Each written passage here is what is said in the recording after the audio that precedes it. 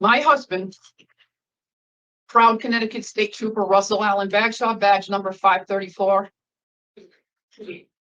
died in a hail of gunfire alone in his car, calling out to the heavens saying, "Oh my God." Russ made no call to dispatch. Inmate Johnson made no attempt to stop this or get help. He ran and left my husband dying alone in his cruiser. The heart that loved me was pumping blood out of his wounds, getting weaker and weaker until there was nothing left. And we are about to watch the parole hearing for a man who, with his brother, killed this police officer back in 1991. Now, although he didn't pull the trigger himself, he was involved from start to finish. To add insult to injury, if that's possible, his father was a police officer and he himself was a National Guardsman. But here we are today, even though he was handed down a 1,000-year sentence and his brother was given the death penalty, we are here putting the victims through this because of new legislation that was passed. This bill in particular, Act 23169, which gives anyone under the age of 21 the eligibility of early release. Now, we are going to hear from the family. We are going to hear from the assistant district attorney. We are going to hear both sides of the argument and see if we can come to a conclusion of whether or not he has earned the right to be released early. Now, I'll unpack it with the details of this crime at the end. So as previously stated, this is the Public Act 23169 hearing. It's being conducted in consideration of the parole application for Duane Johnson, inmate number 205961. Mr. Johnson is serving a sentence of 60 years flat with no probation for felony murder, burglary in the first degree with a deadly weapon, larceny in the third degree, and 20 counts of stealing firearms. There is victim input in this case. There is also an offender accountability plan in place. It has been reviewed and shows that he's completed the following programs, which include alternatives to violence, both basic and advanced, and as well as people empowering people. He's currently in the Vet Dog program and is participating in the New Thoughts program. He also reportedly participated in the Life Risk Group. Utilizing the statewide collaborative offender risk evaluation system, the offender's overall score on the RT falls within the low range risk for recidivism. Mr. Johnson, this is now your opportunity to express to the board why you believe you should be granted parole, and you may begin. Thank you. Hello, I'm Duane, and I would like to start by thanking parole board members for their time and consideration. I also thank parole officer Wynn Gertzman for preparing all the materials to be submitted. For the countless hours, visits, and guidance, I thank my defense team members, Michael Whiteley, Owen Smith, Sandy Ward, and Sharon Grace. Lastly, I thank my friends and family, many of whom have sent letters of support and are watching today. I want to start my statement by saying that I am directly responsible for the death of State Trooper Russell Bagshaw. Saying those words and understanding their full weight of meaning has taken over 20 years to come to terms with. Even though I never pulled the trigger that fateful day, my choices and actions directly contributed to his death. For the past 33 years, I have thought about and replayed that day in my head.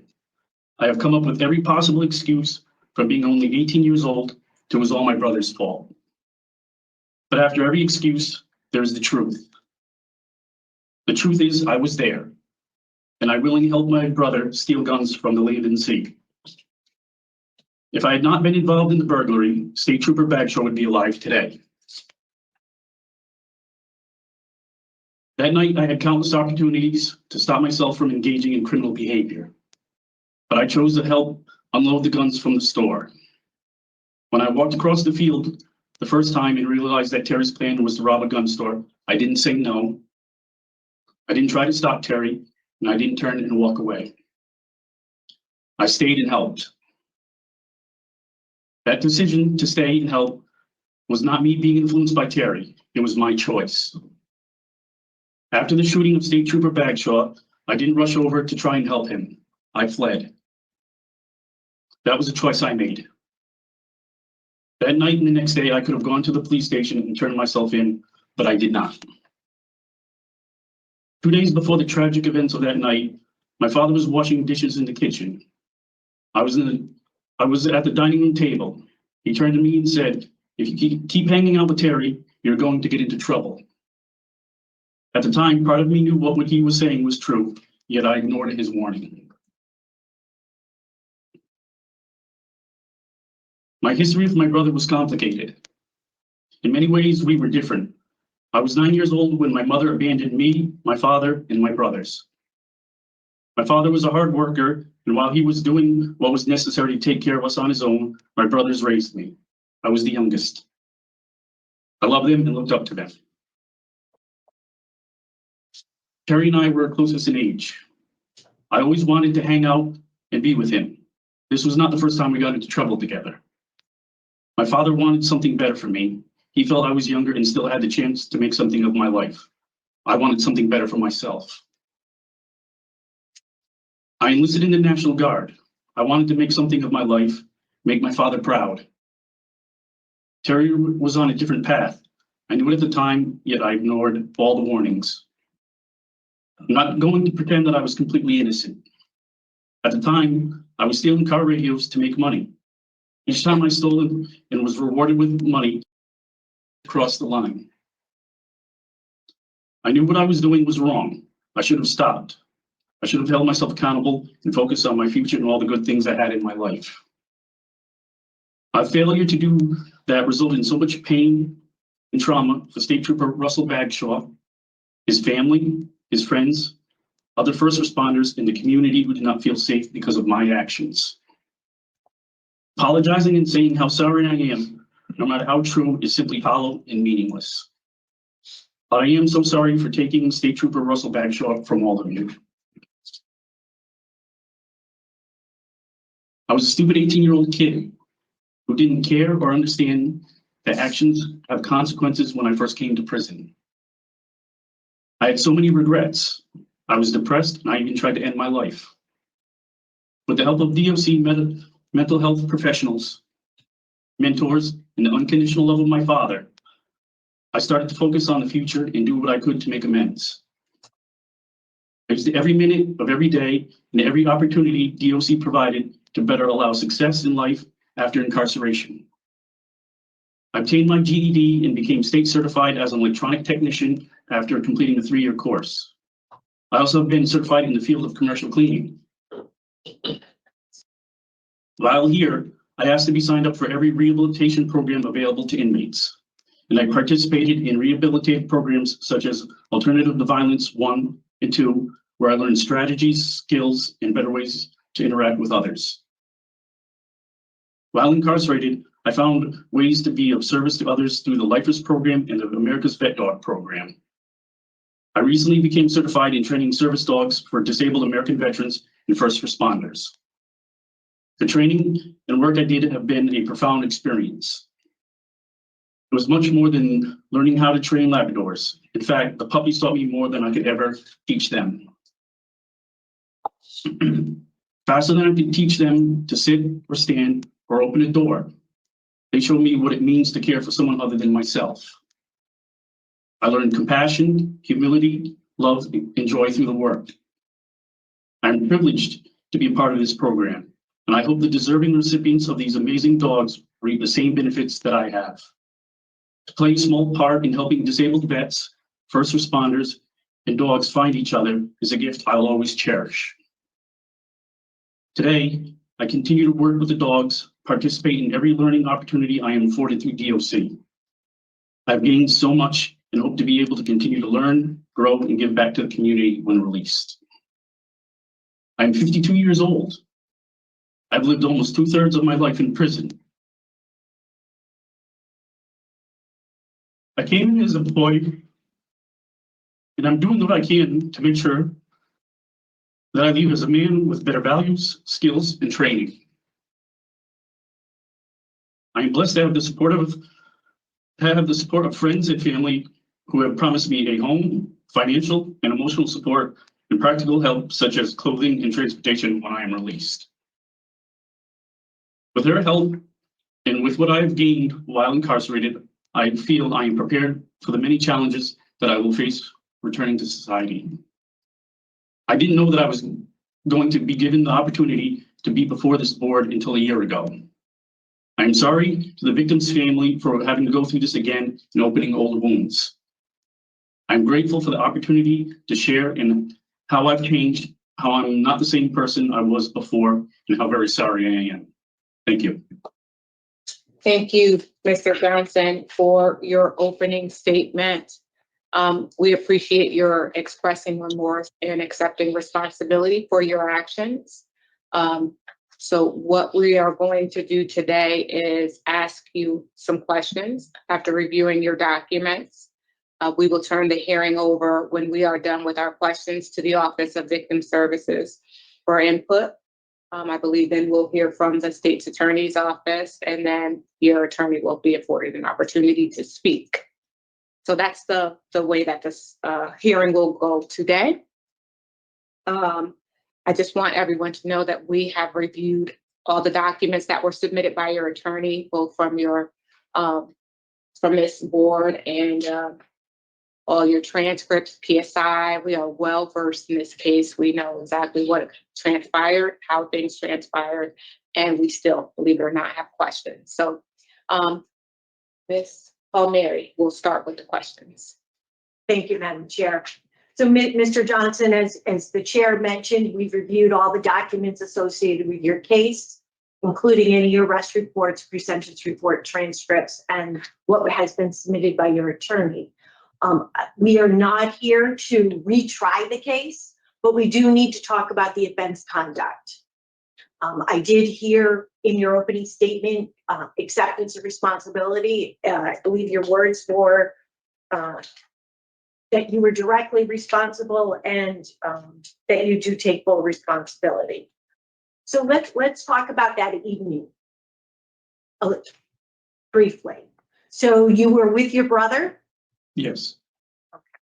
And when you left, you had spent some time with your brother throughout the day, and then you went with him. What was the purpose of going out at night? At first, he wanted to go to a party that he said he knew about at the housing for Yukon, and then it turned into going out and stealing car stereos. And you were readily willing to participate in the theft of those stereo systems? Yes, I was. Okay. And at what point did it turn into going to the gun store and stealing the firearms? What happened was we pulled into an abandoned house, and Terry told me to wait in the car, and he came back about 20 minutes later and had me come with him, and that's when I realized that it was a gun store. Was there any discussion with your brother at the time that we shouldn't be doing this? Let's go. Sadly, very little on my part. I questioned it, but I went along with it. And when you say you questioned it, what do you mean by that? I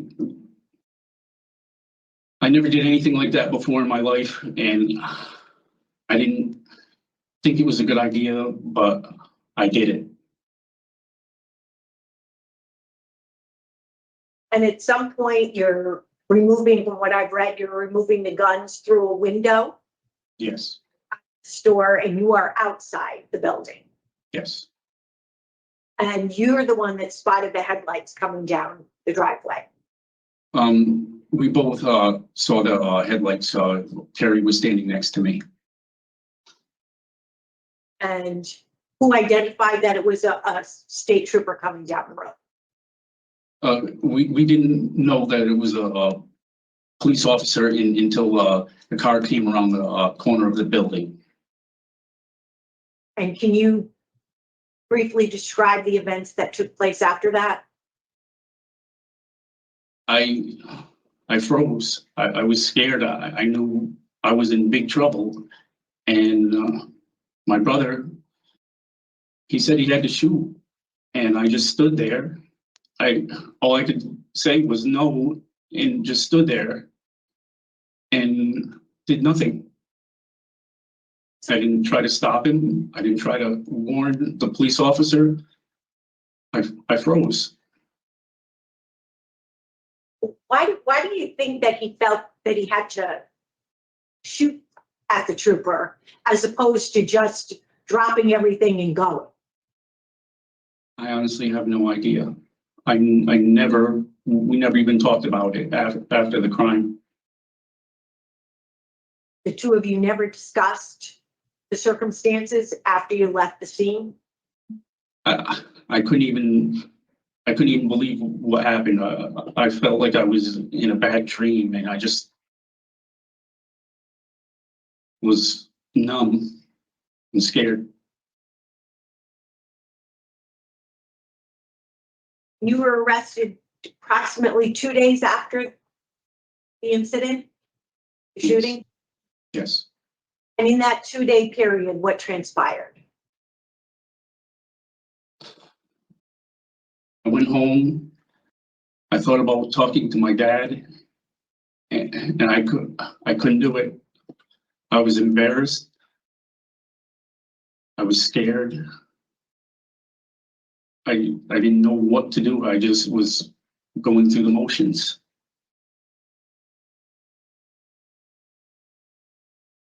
And at what point did the police come to you, or did you go to the police?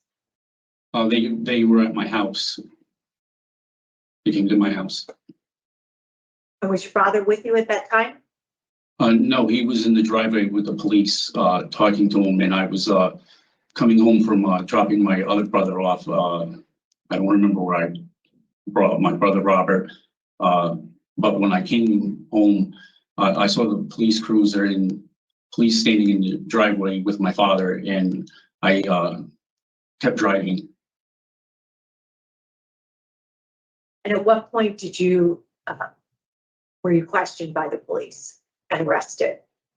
About 15 seconds after I drove by the house, I knew I had to go home and deal with what I did. So I turned around and went back to the house.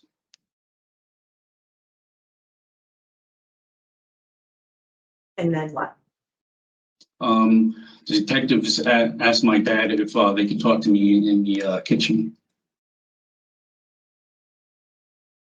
And that's when I gave my statement.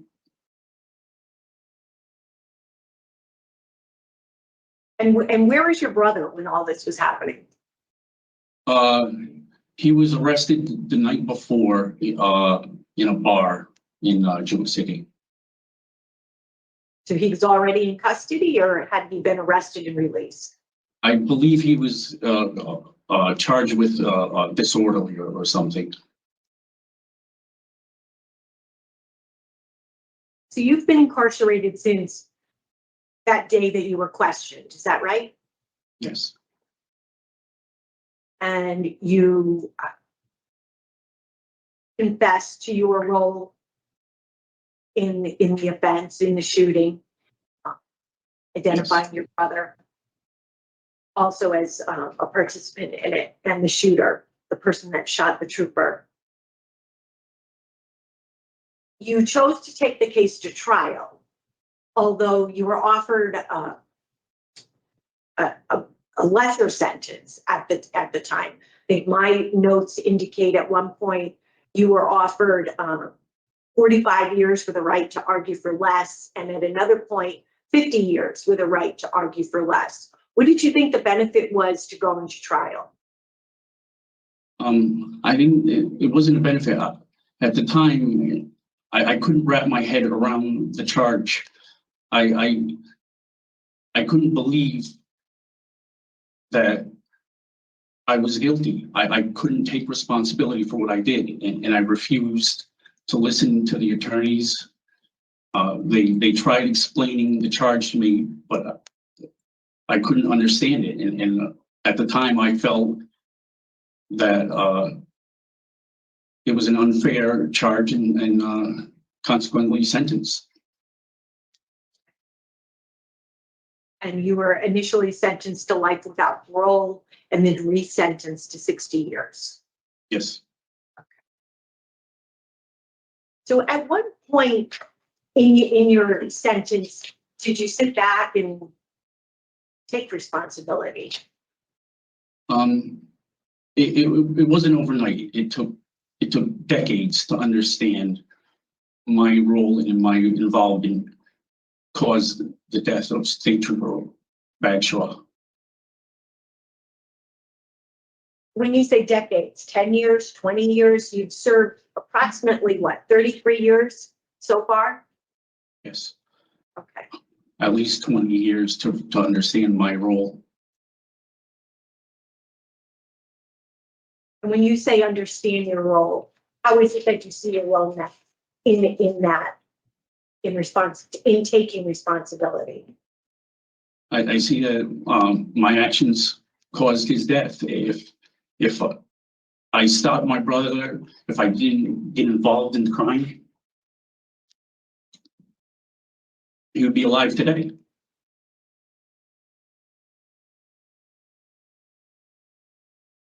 In your opening statement, you answered a few questions I think that I had, and I would also guess my panel members had, in terms of why you didn't stay and help the trooper, or why prior to that you didn't just grab your brother and pull him out of there and say, let's go. I was scared. I knew I was in trouble and I didn't know what to do. So I just stood there.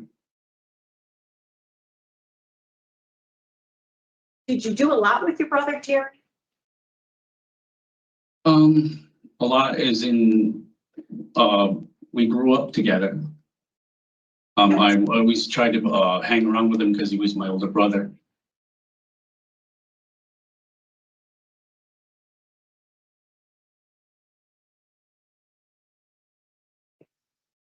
So in terms of taking responsibility, there's many ways in which individuals express remorse, show that they take responsibility. Can you talk a little bit about, in your view, how you've taken responsibility other than the verbal words? For the past 33 years, I've tried my best and done everything I can to better myself and learn from my mistakes. I've taken as many programs as I possibly could. I joined hospice as a volunteer for dying inmates. When the opportunity arose, I got on board with the vet dog program to be able to try to give back to people that needed dogs, because they're amazing. Being a part of that program is it's awoken something in me that I thought was gone. I did read pretty extensively about your passion for the program, and Yes. you said in your opening statement what you are getting from the program, in addition to what you're training the dog to do to help in the community. So, what do you think that a crime such as yours, what do you think the impact is on the victim in a case like yours? The impact on the victim and family is more than I can even comprehend. It's a loss of a family member, friend, a police officer. What I did, I don't think I have the words to say what I did, how it impacted everybody. What do you think the impact is on the community? Scared. I remember right after the crime, seeing it on the news, people didn't know what was going on. It ended up, laws were changed. Police officers were more on guard. I basically devastated the state and everyone in it. I'm sorry, can you repeat that? I basically devastated the state of Connecticut and everyone in it.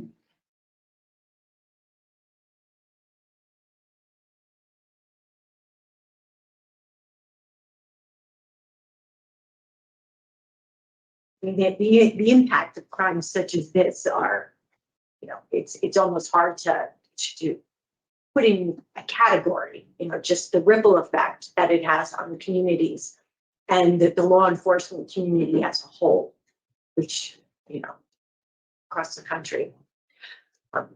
You mentioned through acceptance of responsibility, you tried to be a better person, to make yourself a better person, and you've taken a number of programs for that.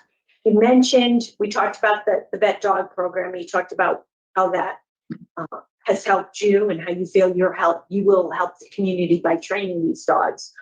And then you took the alternative violence program. And I have a note that says you learn to handle situations differently. Do you recall mentioning that? Yes. Can you tell me a little bit about what you mean by that? How you would handle situations differently? And what types of situations? Yes. The main thing that I learned from it is to stop and listen to other people, to truly hear what they have to say to me, and try to look at it through their point of view, and not to sit back and think before responding, and not reacting in a negative manner.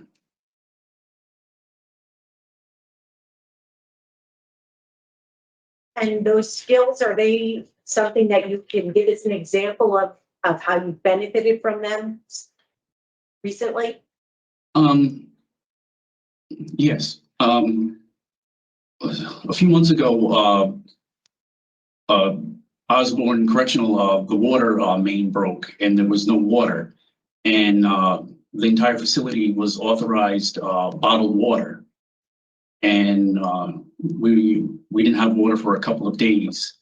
And about a day into us not having water, well, we were in the dog program. We're given extra water for us and the dogs. And a CO came on one of the shifts that I don't know where her normal post was, but she came to my cell and did a random inspection.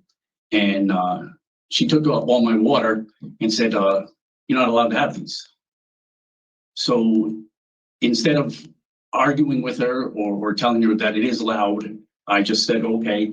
And I've waited till the next shift change when they handed out more bottles of water. Because I knew that she was in her rights to take the water, even though it was authorized, and there was no reason to try to argue otherwise. Do you see that as a situation where you used your good listening skills or better listening skills and communication skills? Definitely listening skills, and I took the time to think before I said anything that could have jeopardized my position in the dog program. And in reality, it was a small thing because I was able to get water from another participant in the program. So I think before I took any of the alternative to violence in people empowering people, I would have said something basically stupid and argued, and it gave me the opportunity to think before I spoke. Thank you. I also wanted to ask you about the Lifers group, and I know that some of these programs you've done fairly recently, like the People Empowering People, but you did the Lifers group, a few years back when you were at McDougall and at Cheshire, correct? Yes, approximately 20 years in the Lifers program. Okay.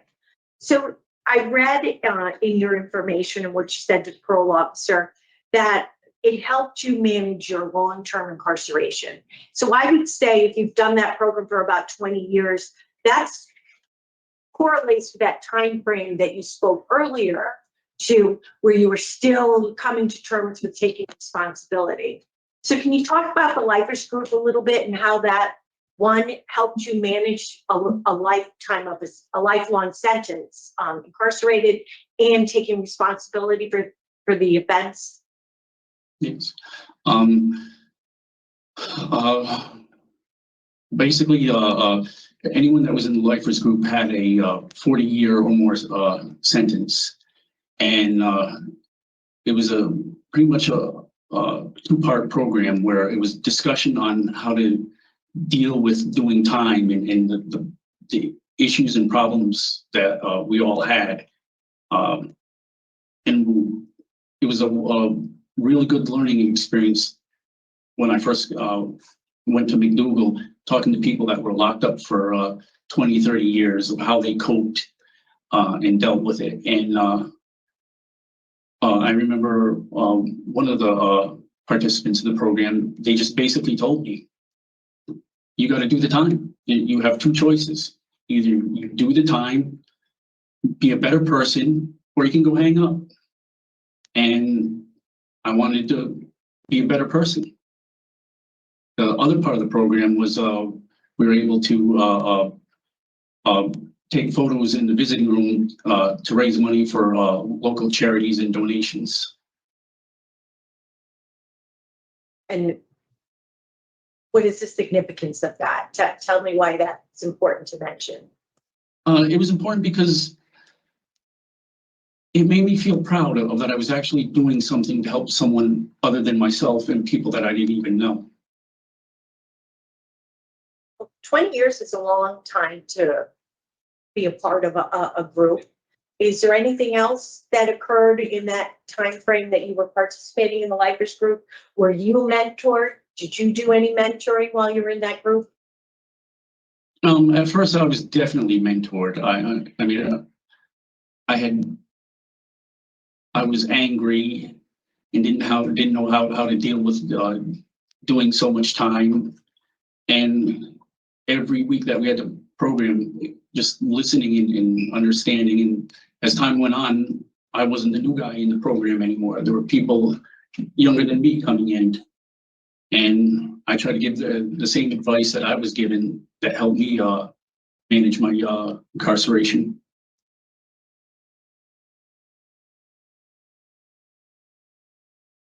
I also note that you are currently participating in the New Thoughts program. How long have you been doing that? I've been in it approximately 2 weeks. And tell me why you think that's an important group for you to be taking right now. Why do you think it helps you look at situations differently. Most people have a way of looking at a situation one way, and it's trying to show you that there's other ways to look at situations. The more you can look at a situation in different aspects, the more you can understand what the situation is that you're in. And it's, would you say it's similar or a nice follow-up program to the People Empowering People? It's different.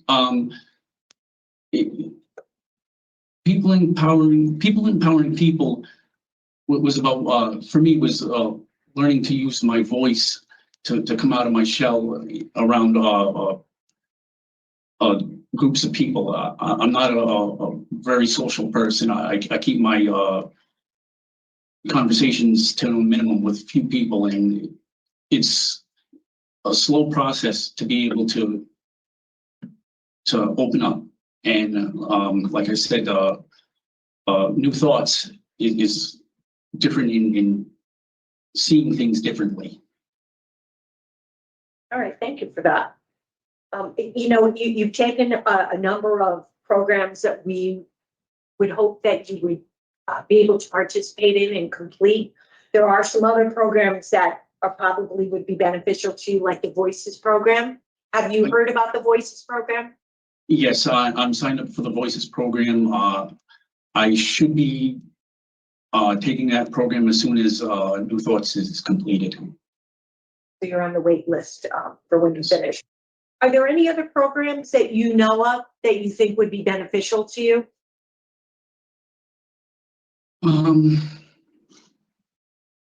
No, I don't know of any other programs. You completed your GED while you were incarcerated? Yes. Had you given any thought to continuing your education? For education, I think of myself as a blue collar worker. I worked 10 years in maintenance as an electrician. It was an amazing thing to learn how to be an electrician. Sadly, I can't get my license through it. When I do get out of prison, I would like to either be a licensed electrician or a CNC machinist. I did see both of those noted in your release plan, that those are vocational skills you'd like to pursue. Yes. The other area that we look at when we review your file is your disciplinary history. And I do note that you have a total of 8 disciplinary reports. The majority of them occurred before you were sentenced. Then you had 1995, you had a ticket shortly after you were sentenced. And then 2002, then there's almost a 20-year gap to where in 2021, you had a ticket for fighting. And when I review your explanation of it, you said that you were struggling with some personal issues. Your sister had passed away. Can you talk a little bit about that ticket and why you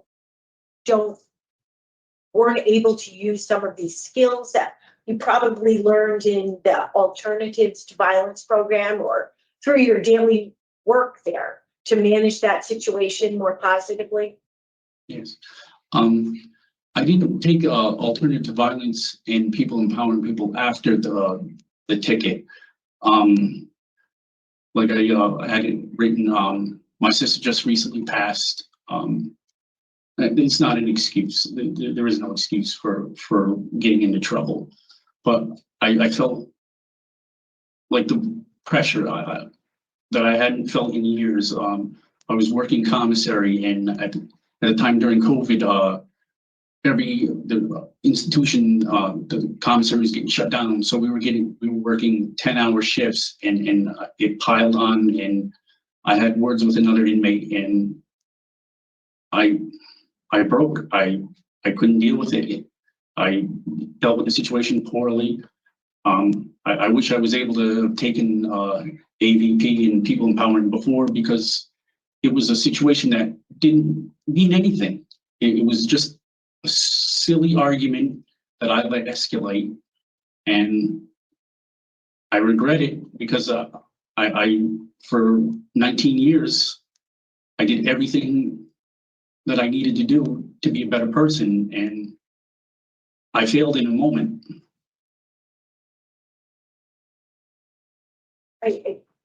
Truthfully, it was disappointing to see and to read. And even though as you said, you hadn't really taken any programs, you had managed to work and live in the facility without any troubles for close to 20 years, which is what the panel looks for and sort of expects with individuals as they mature and become more of a role model in the facility, that you don't involve yourself in situations such as that. You did say that you have worked at the facilities as an electrician for almost 10 years. Yes. All right, and then you worked in the commissary. You mentioned briefly volunteering in hospice. You have a number of very positive evaluations from all of your work assignments. There was one evaluation in September 2021 where you received a very poor evaluation for one day. Do you recall that? Yes, it was just a month or two before I received the DR for the fight.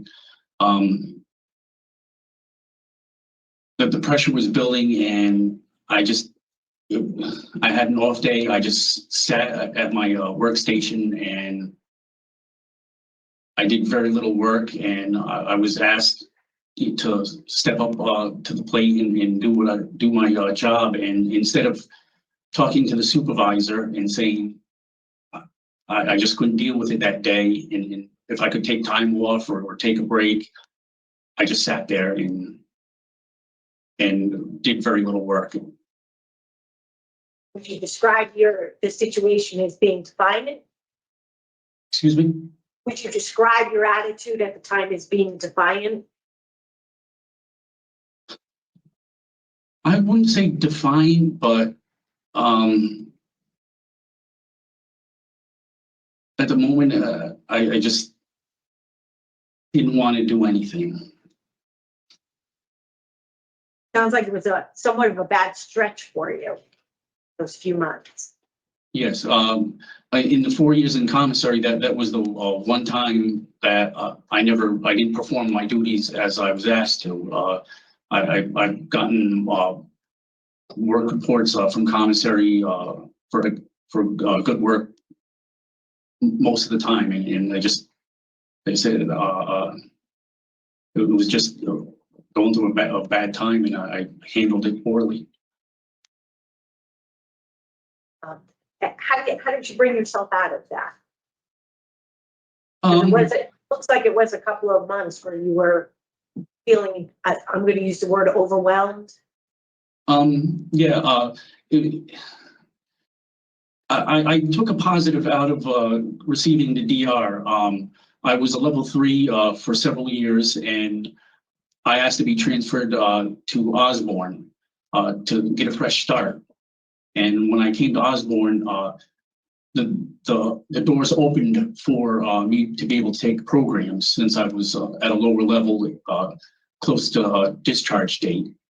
And that's when I was able to sign up for the programs that I took. And I found out about the vet dog program, and people that I knew from Lifers Group and being incarcerated for 30 years went to bat for me. And amazingly, DOC took the chance on me and gave me the opportunity to become part of the program. And I feel in a strange way that receiving a DR helped me, because it gave me opportunities that I never had before, and I'm grateful for the opportunities that I've been given.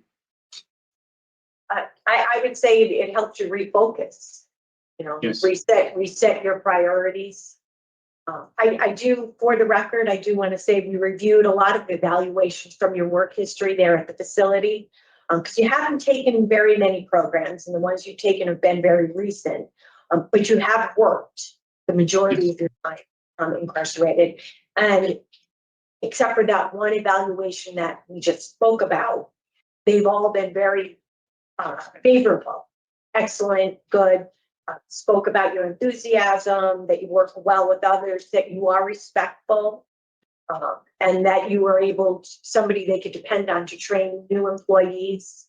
So there were a lot of positives as well, but it does seem like that just, that poor evaluation helps you to kind of get out of that routine.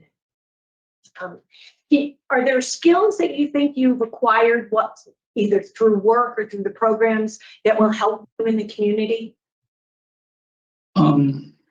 Yeah, but one of the things that I've learned, and my father tried instilling it in me as a kid, is work ethic.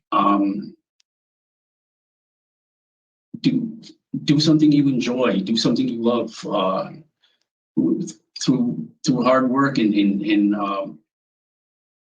taking on a job that you enjoy, you learn responsibility.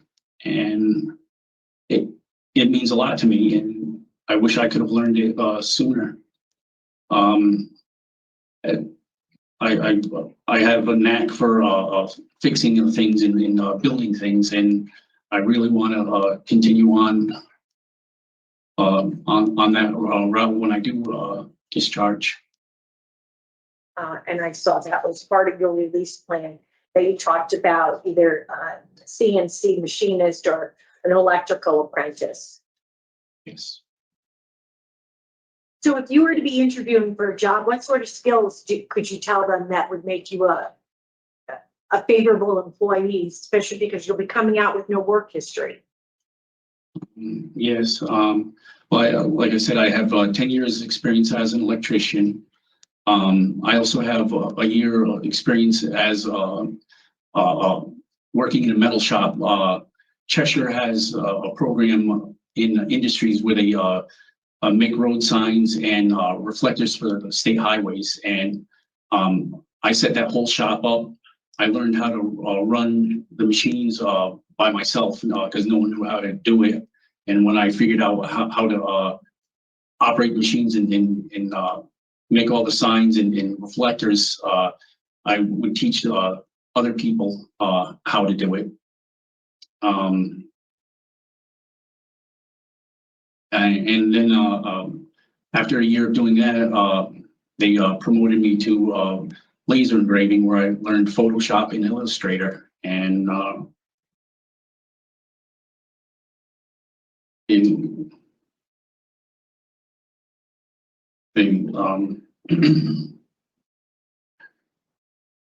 Okay.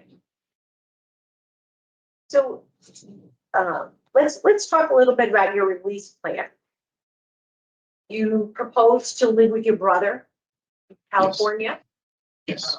He has been contacted, he sent letters, his wife sent letters. You had a number of letters of in support, people offering to help you in the community, provide you housing, help you in other ways if needed.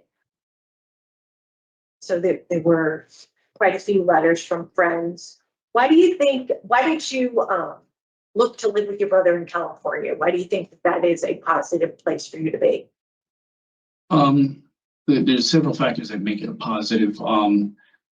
It's a fresh start in another state.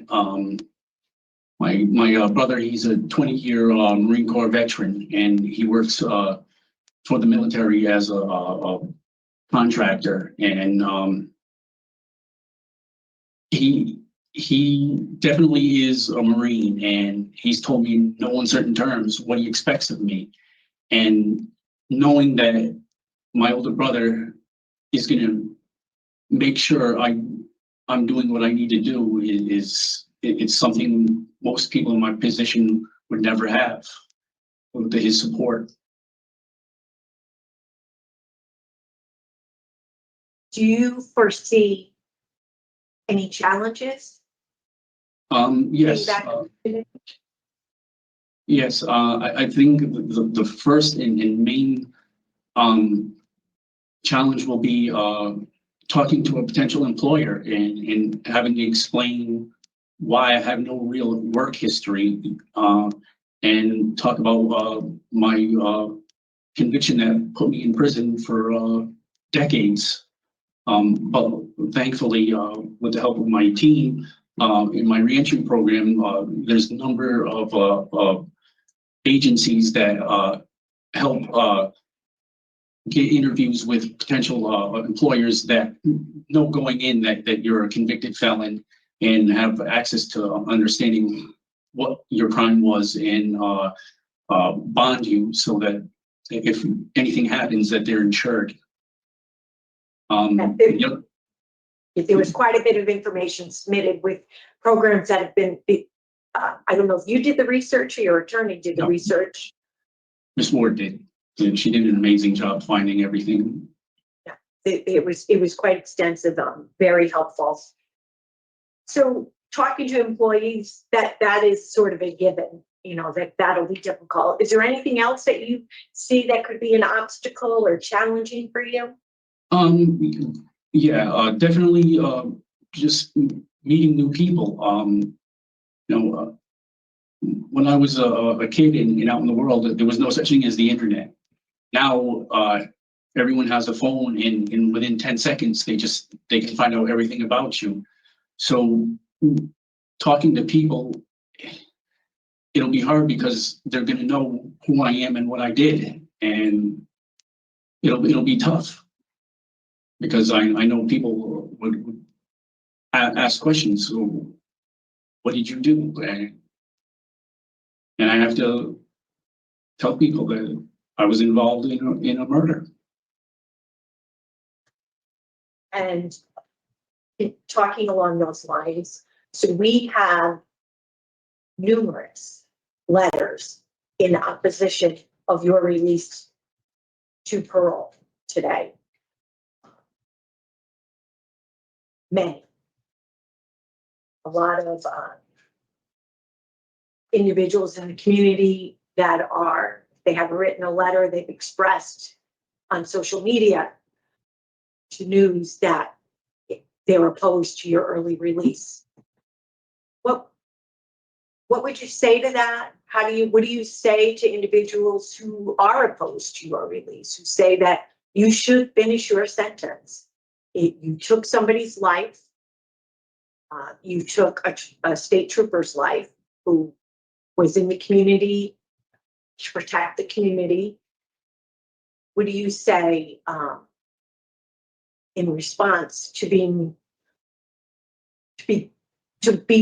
want to have been given that opportunity to be back in the community?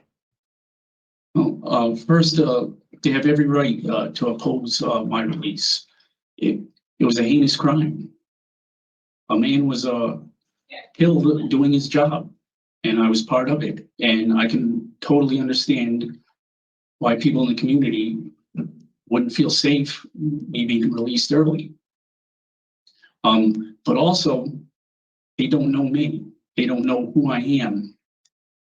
They know the horrible actions that I did 33 years ago, but they don't know Duane Johnson of today. And I would hope that they would have an open mind and see who I am now. Well, why don't you tell us, who is the Duane Johnson today as opposed to who he was back in 1991? I care. I have an understanding that like in my statement, actions have consequences. Whether your actions are good or bad, there's going to be consequences. Anything you do in life, it's like dropping a rock in a pond. It has ripple effects. And once you drop that stone in a pond, you can't stop that ripple. And the ripples that I want to make in life now, I want to be positive ripples. I want people to think of me and know me as a person that isn't the 18-year-old kid. So and we have these hearings because it has been, science tells us that juveniles under the age of 21, that their brain is underdeveloped. They're impulsive. They don't think about the consequences. So what I'm hearing from you today is that you say you do appreciate the consequences, that you do care. Is there any other ways that you could be telling us how you've changed and evidence of how you've changed that would warrant an early release out on parole? I guess actions speak louder than words, and for the time that I've been incarcerated, I think I've shown that I'm not that same impulsive, stupid kid that just didn't care about many things. Just sit back and just sit back and let things go by me. Now, everything that I do, I try to think of what I'm doing and how it's going to affect other people.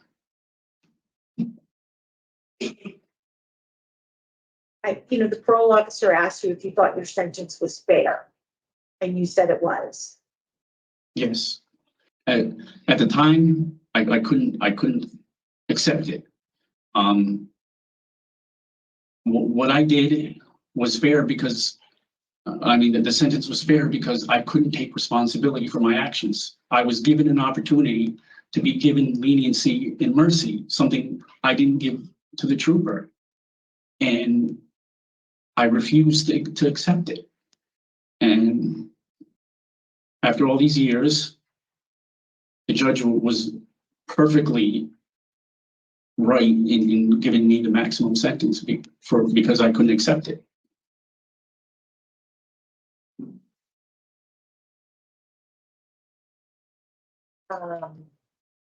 So, it's only recently that these hearings have come about. So you've been incarcerated for, about 30 years, 32, 31 years before you knew that you were eligible for a hearing of this type. How have you stayed motivated while you've been incarcerated throughout that time? Motivated, hopeful?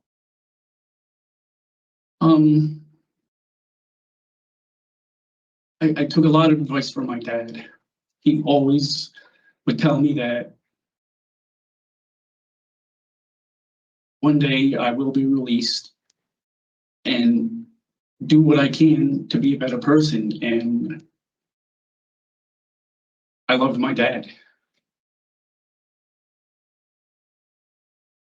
I always wanted to make him proud. And I want to keep my word to him and be a better person. And being a better person means learning skills and understanding other people's positions. And he's gone now.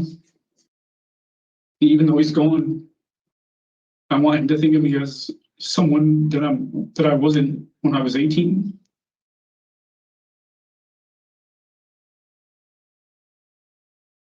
Have you had any contact with your brother? Yes, we have approved permission through DOC to correspond through letters. Do you know you're coming for a hearing today? Yes. Did he have any advice or thoughts about that?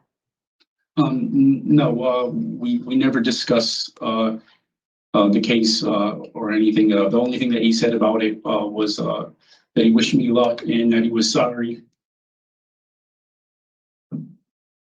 Okay, Mr. Johnson, I've asked all my questions.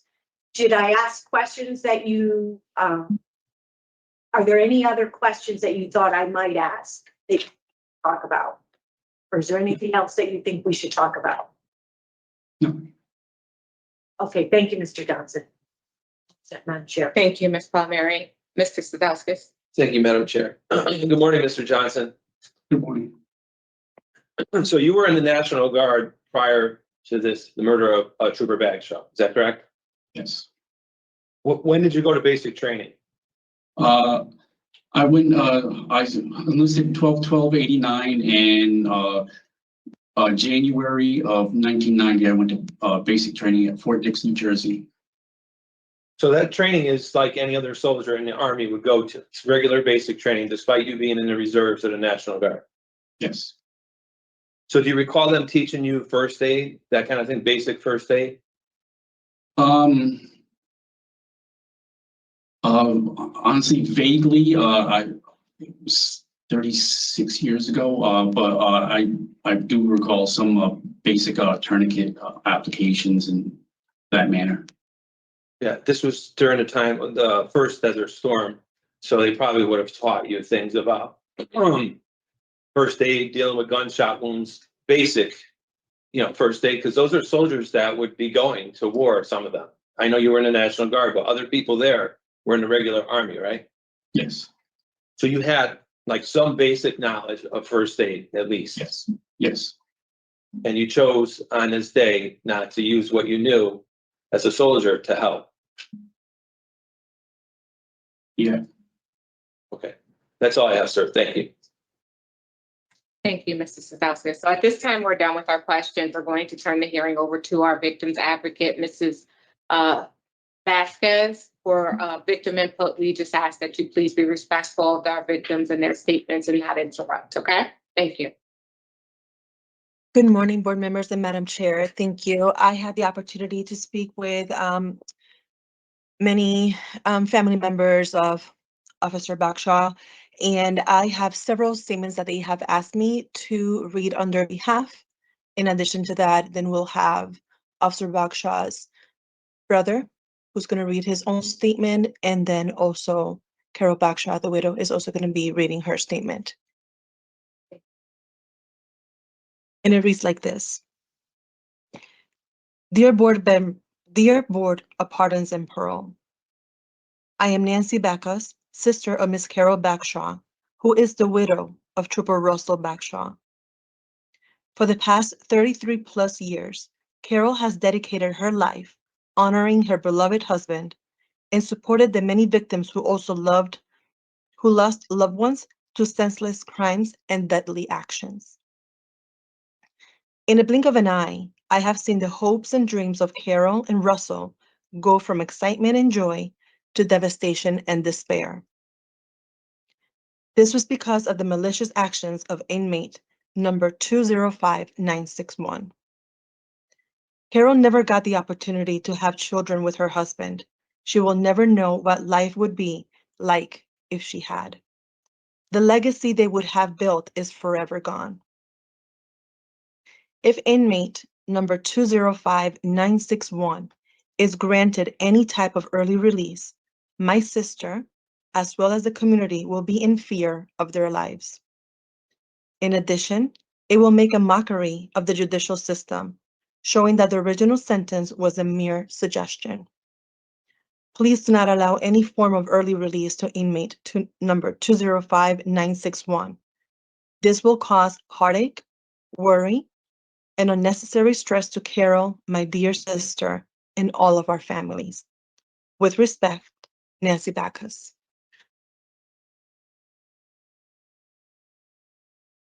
To whom it may concern, I am vehemently opposed to allowing the above-mentioned prisoner to be released early. The statements that are in fact about the case should support continued incarceration. The facts submitted in the case attempting to support early release, including, quote, his lawyer did not do a good job for him, end of quote, are utterly unconscionable in comparison to the young and vibrant life that was taken. Russell Bakshaw, husband, Connecticut State Trooper, and friend, because of his actions. Please consider remanding the prisoner back to the original sentence that was set forth in the best faith and wishes of the Connecticut court system at that time. Thank you, Bill Mumford, brother of Carol Bakshaw.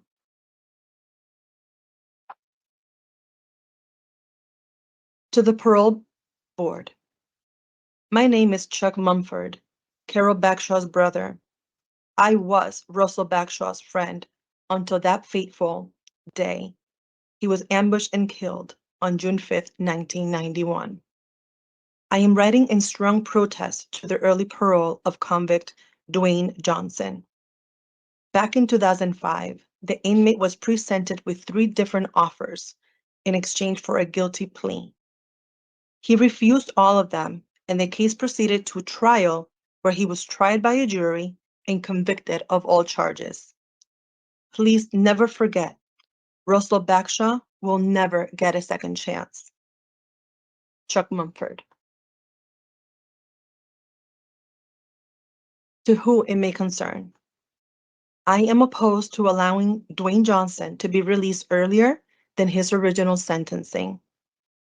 I am the brother of Carol Bakshaw and a childhood friend and a classmate of Trooper Russell Bakshaw. I want to share the impact this crime has caused for my sister and family members, even today, as if the crime had just occurred. The visceral reaction she continues to have every time this event comes up, either by the inmates, by the courts, or in the news, is something I like to see end, so that Carol, friends, and family may fully heal.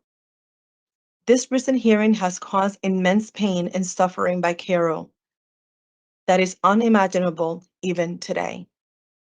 It is for these reasons that I recommend the original sentencing be upheld and not revisited again. Sincerely, John Mumford.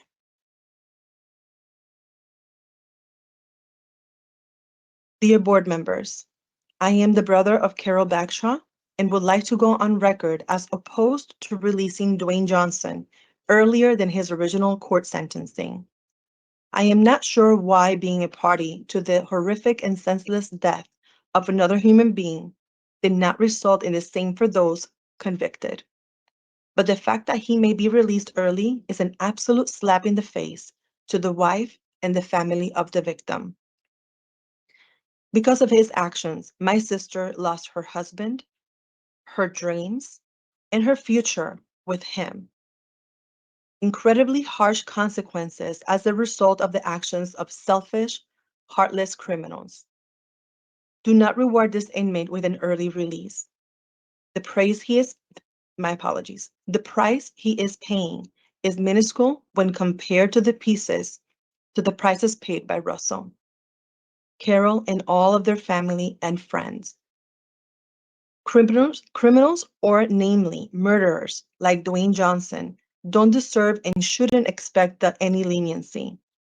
How much leniency did Johnson's brothers show to Connecticut State Trooper Russell Bagshaw? Michael Mumford. To whom it may concern, I am writing to express my opposition to the early release of inmate number 205961.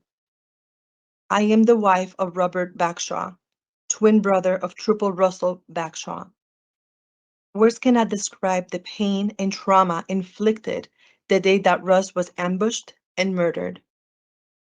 Bob and I received the news of his murder about an hour after giving birth to our son. His wife Carol, Bob and I, his older brother Kenneth, father Harold, grandmother, countless relatives, friends, and his police family were forever changed. The pain of his loss lives on all. The pain of his loss lives on all for 33 years after his senseless murder. Trooper Bagshaw was upholding his sworn duty to serve and protect the citizens of Connecticut. He did not return home that day. I respectfully ask that the board uphold the original sentence that was set forth by the Connecticut court system. Thank you for your consideration, Rhonda Bagshaw. To whom it may concern, I am writing to express my opposition to the early release of inmate number 205961. I am the wife of Robert. My apologies, I already read this statement. Madam Chair, this is all the statements that I have. I'm going to open the opportunity to either Bob or Carol to read their own statements. Thank you. Thank you.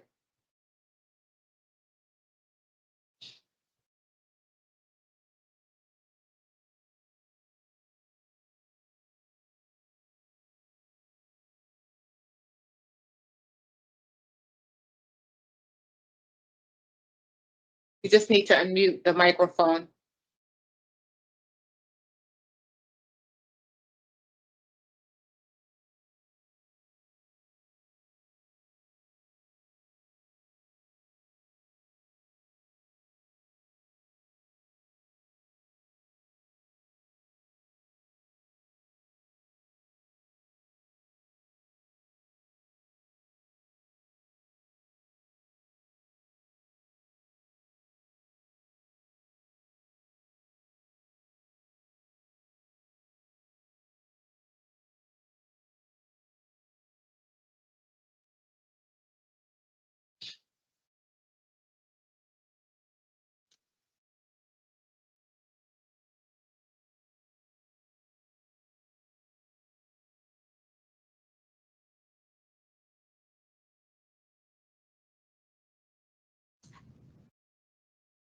Mr. McDermott, are you able to unmute?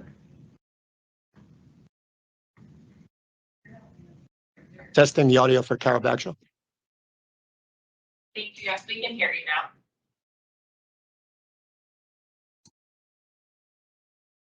Morning, can you hear me okay?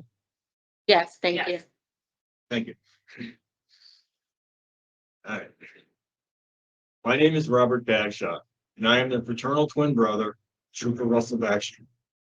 I stand here today on his behalf to share the life he should have been able to lead, the life that was brutally and horrifically taken away from us. Russ was a kind, decent, smart, respectable person who wanted to help people.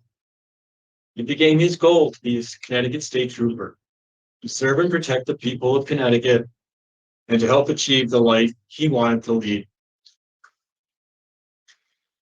Let us not forget the horrific events that occurred in the early morning hours of June 5th, 1991. My twin brother was ambushed and murdered as he was doing a routine surveillance of the gun store property. As he unknowingly passed by these men lying in ambush, he was shot at, I believe, 17 times as he sat in his cruiser. To this day, I cannot understand why this had to happen.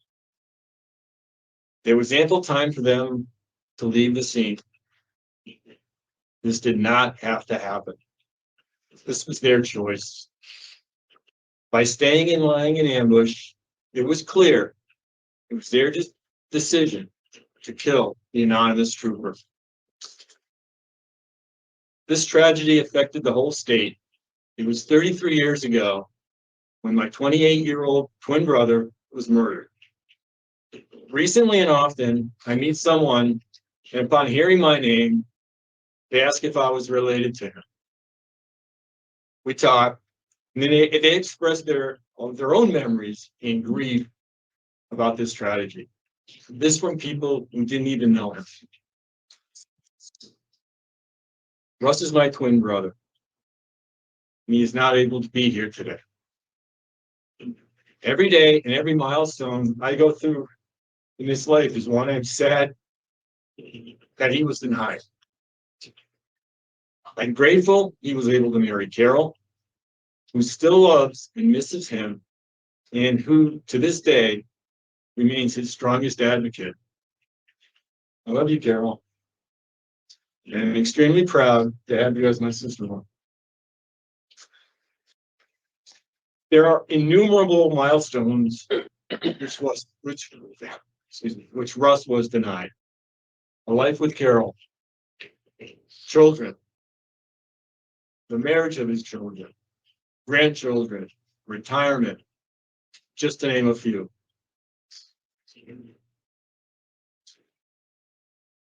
In April of 1991, a couple of months before he was murdered, our mom passed away following a medical procedure. At that time, my wife, Rhonda, was about 6.5 months pregnant. And I remember one night, Russ, and I were in the hospital waiting room while my mother was going under a procedure. At that time, we were all sitting around. Russ was able to actually feel the baby. I'll never forget the look on his face. And at that time, thinking, your time will come. All right. Just after 10 p.m. on June 4th, 1991, Rhonda's water broke and we went to the hospital. 7:38 in the morning, her son Kyle was born. About an hour after that, I was in the birthing room with Rhonda, Kyle on her chest. I started making calls to family to announce our news. First call was to Rhonda's parents. He did not answer the phone. Second was to my dad at work. The woman who answered the phone said he wasn't there. She said she did not know who I was, and I pressed for details on my dad because he was worried at that time about layoffs, and I was concerned. She finally told me his son was killed last week. I can't possibly imagine a worse shift of heightened emotions. My first thought as I looked down at my wife and son was, how do I protect them from this?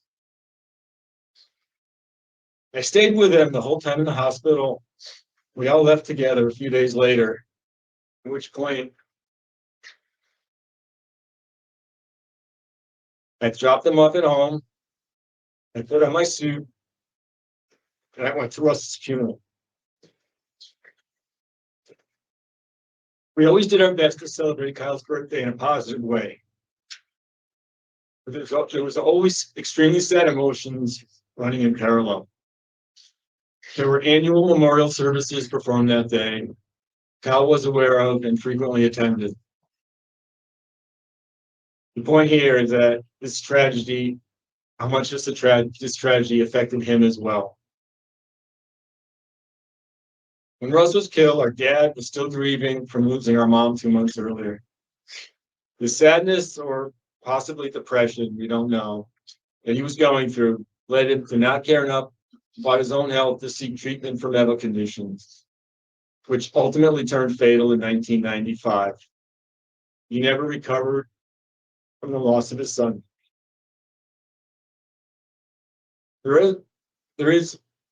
That's just one aspect of how it affects myself and my family. And you can imagine how that occurred over the years. There is another dimension to my statement, and that's regarding the ramifications to law enforcement. It is the duty of these fine officers, which Russ was probably one of, to serve and protect us. Each one of them knows the risks they take when they put on that uniform. We, as the people of Connecticut, owe it to law enforcement to show them that we stand behind them and how much we appreciate the risks they are taking on our behalf. Remember, this was no accident. This was intentional on their part. Regarding people's rights, remember, Russ had the right to life, liberty, and the pursuit of happiness. He was denied the right to life. It is impossible to revisit or change what happened. This was a horrific yet avoidable crime, not only committed against my twin brother, but against Connecticut law enforcement, which he was so proud to represent. I would like to add as well that we're here today because this was a law change that allowed this to be revisited. He's 18 years old. Let's not forget what we heard earlier today too, that 20 years later, it took him 20 years to recognize the impact of what he did. Would that have changed in those 3 years?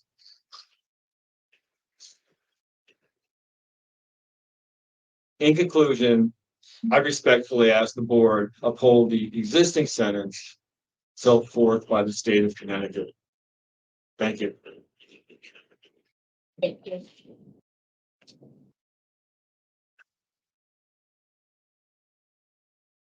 First, I want to say thank you for the opportunity to speak. But before I state my opposition, I first want to say that I'm disappointed, frustrated that I can't be right in front of you. That this is being done remotely. Because it's being done remotely, you don't feel me, my presence, my energy. You're getting me in 1D instead of 3D. That's very unimpactful. I wish I was sitting directly in front of you. It might be hard for some people to speak in front of others, and so being remote as an option, I understand and I can appreciate that, but I'm not that person. I want to be right there with you. I just wanted that to be stated. On June 5th, 1991, while conducting the normal functions of a proud Connecticut State Trooper, my husband, Russell Allen Bagshaw, badge number 534, was murdered. 2 days later, on June 7, 1991, Duane Johnson and his brother were arrested for Russ's murder, and ever since, everything has been all about them. My husband is no longer a factor in anything. It's all about them. This is all about him. Every court proceeding, including this one, is about inmate Johnson, his rights, not Russ's rights. None of this is about Russ. Russ is the victim, and he's been forgotten through all of this. Not today, never by me or these people with me today. This is Russ.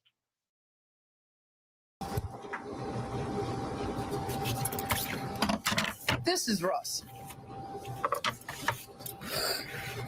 This is my Russ right here.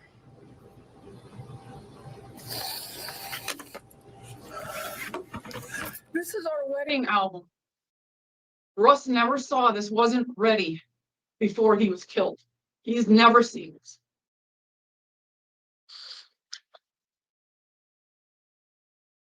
I went from this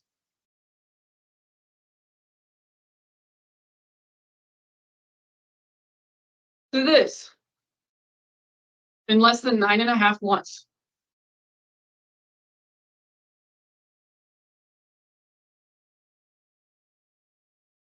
I'm opposed to the early release of Duane Johnson, inmate number 205961, co-defendant in the murder of my husband, proud Connecticut State Trooper Russell Allen Bagshaw, badge number 534. I'm going to keep saying that so you won't forget him.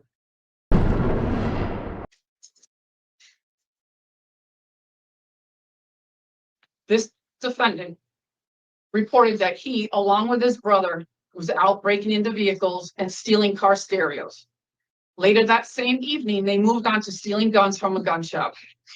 It was at this gun shop that they changed my life forever. Inmate Johnson was so pivotal in the murder of my husband. He announced the presence of a trooper in the area. If not for this action, perhaps my husband wouldn't have been murdered because guns were loaded in anticipation of a confrontation. Upon seeing my husband's cruiser, this inmate could have left the gun shop he was burglarizing, or he could have kept quiet, hid, and hoped my husband wouldn't have seen him and moved on. Or he could have been caught, did some time on a burglary charge, and been released.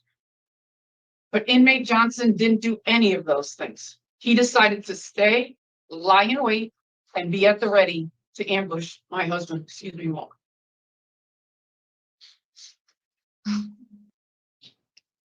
My husband, proud Connecticut State Trooper Russell Allen Bagshaw, badge number 534,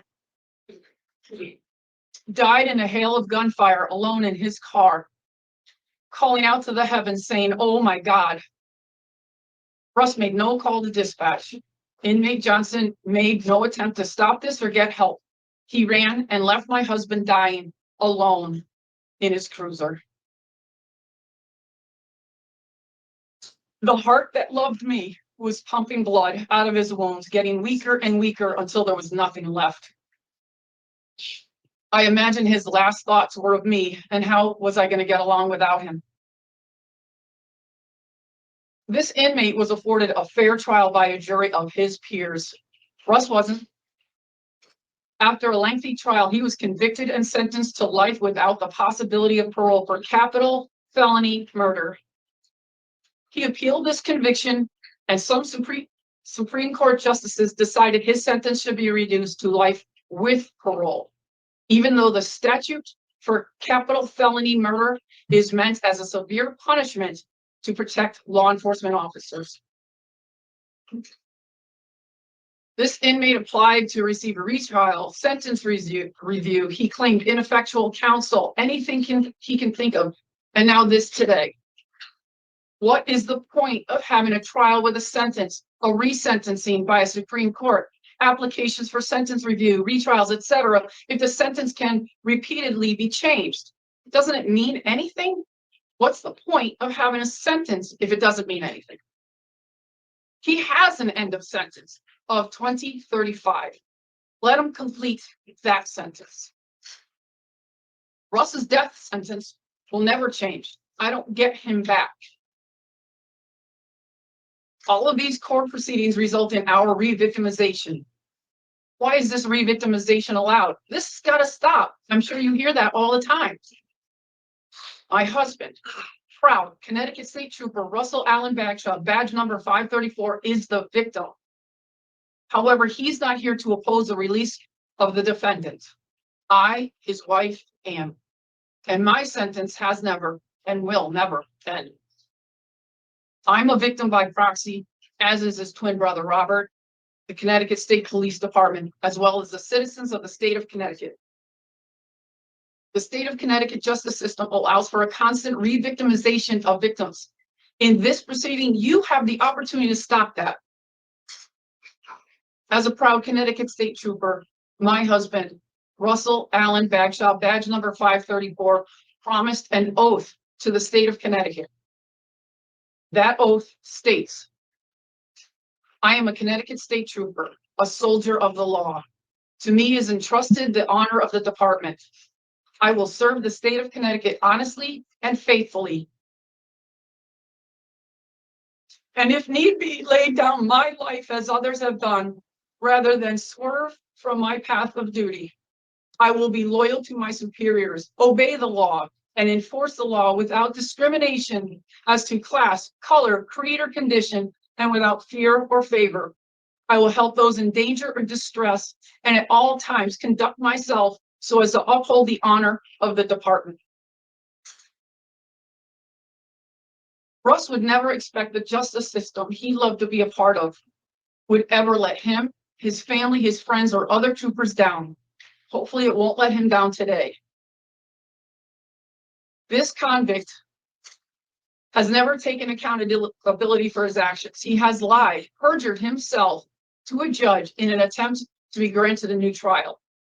The decision handed down by that court stated in part, quote, having admitted to lying to the police in his sworn testimony at the habeas trial does not enhance the petitioner's credibility factor. He tells what he believes is a self-serving story each time he relates what happened that night, although the story differs in key aspects, end quote. This is who inmate Johnson is.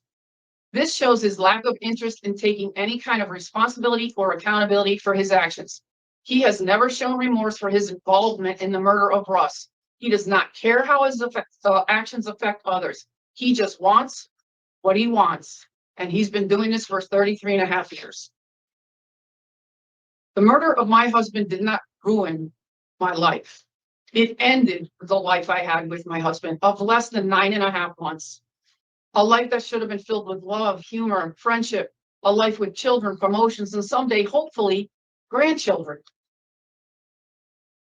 Instead, I became a 28-year-old widow who never even celebrated a wedding anniversary. This unprovoked, senseless crime changed the trajectory of my life forever. Russ was a phenomenal person. He started his first job at age 14 and stayed at that job until he became a Connecticut State Trooper. He was a man of integrity, intelligence, compassion, and strength. The man I loved was calm and quiet. When he spoke, you listened. He had a positive impact on this world and in his short life. What positive thing has inmate Johnson ever done for someone other than for himself? Everything he's done is to help himself. It's how he feels. My husband, an upstanding citizen, chose a path of service to others, and the defendant chose to be a criminal. I'll close with this. My opposition is not about vengeance, it's about justice. Justice for a servant of the law, much like you are. As the wife of proud Connecticut State Trooper Russell Allen Bagshaw, badge number 534, it is my proud duty, my job, and my honor to continue to fight for Russ's fight for justice. Please keep inmate Johnson in for the remainder of his sentence, 2035. Thank you. Thank you.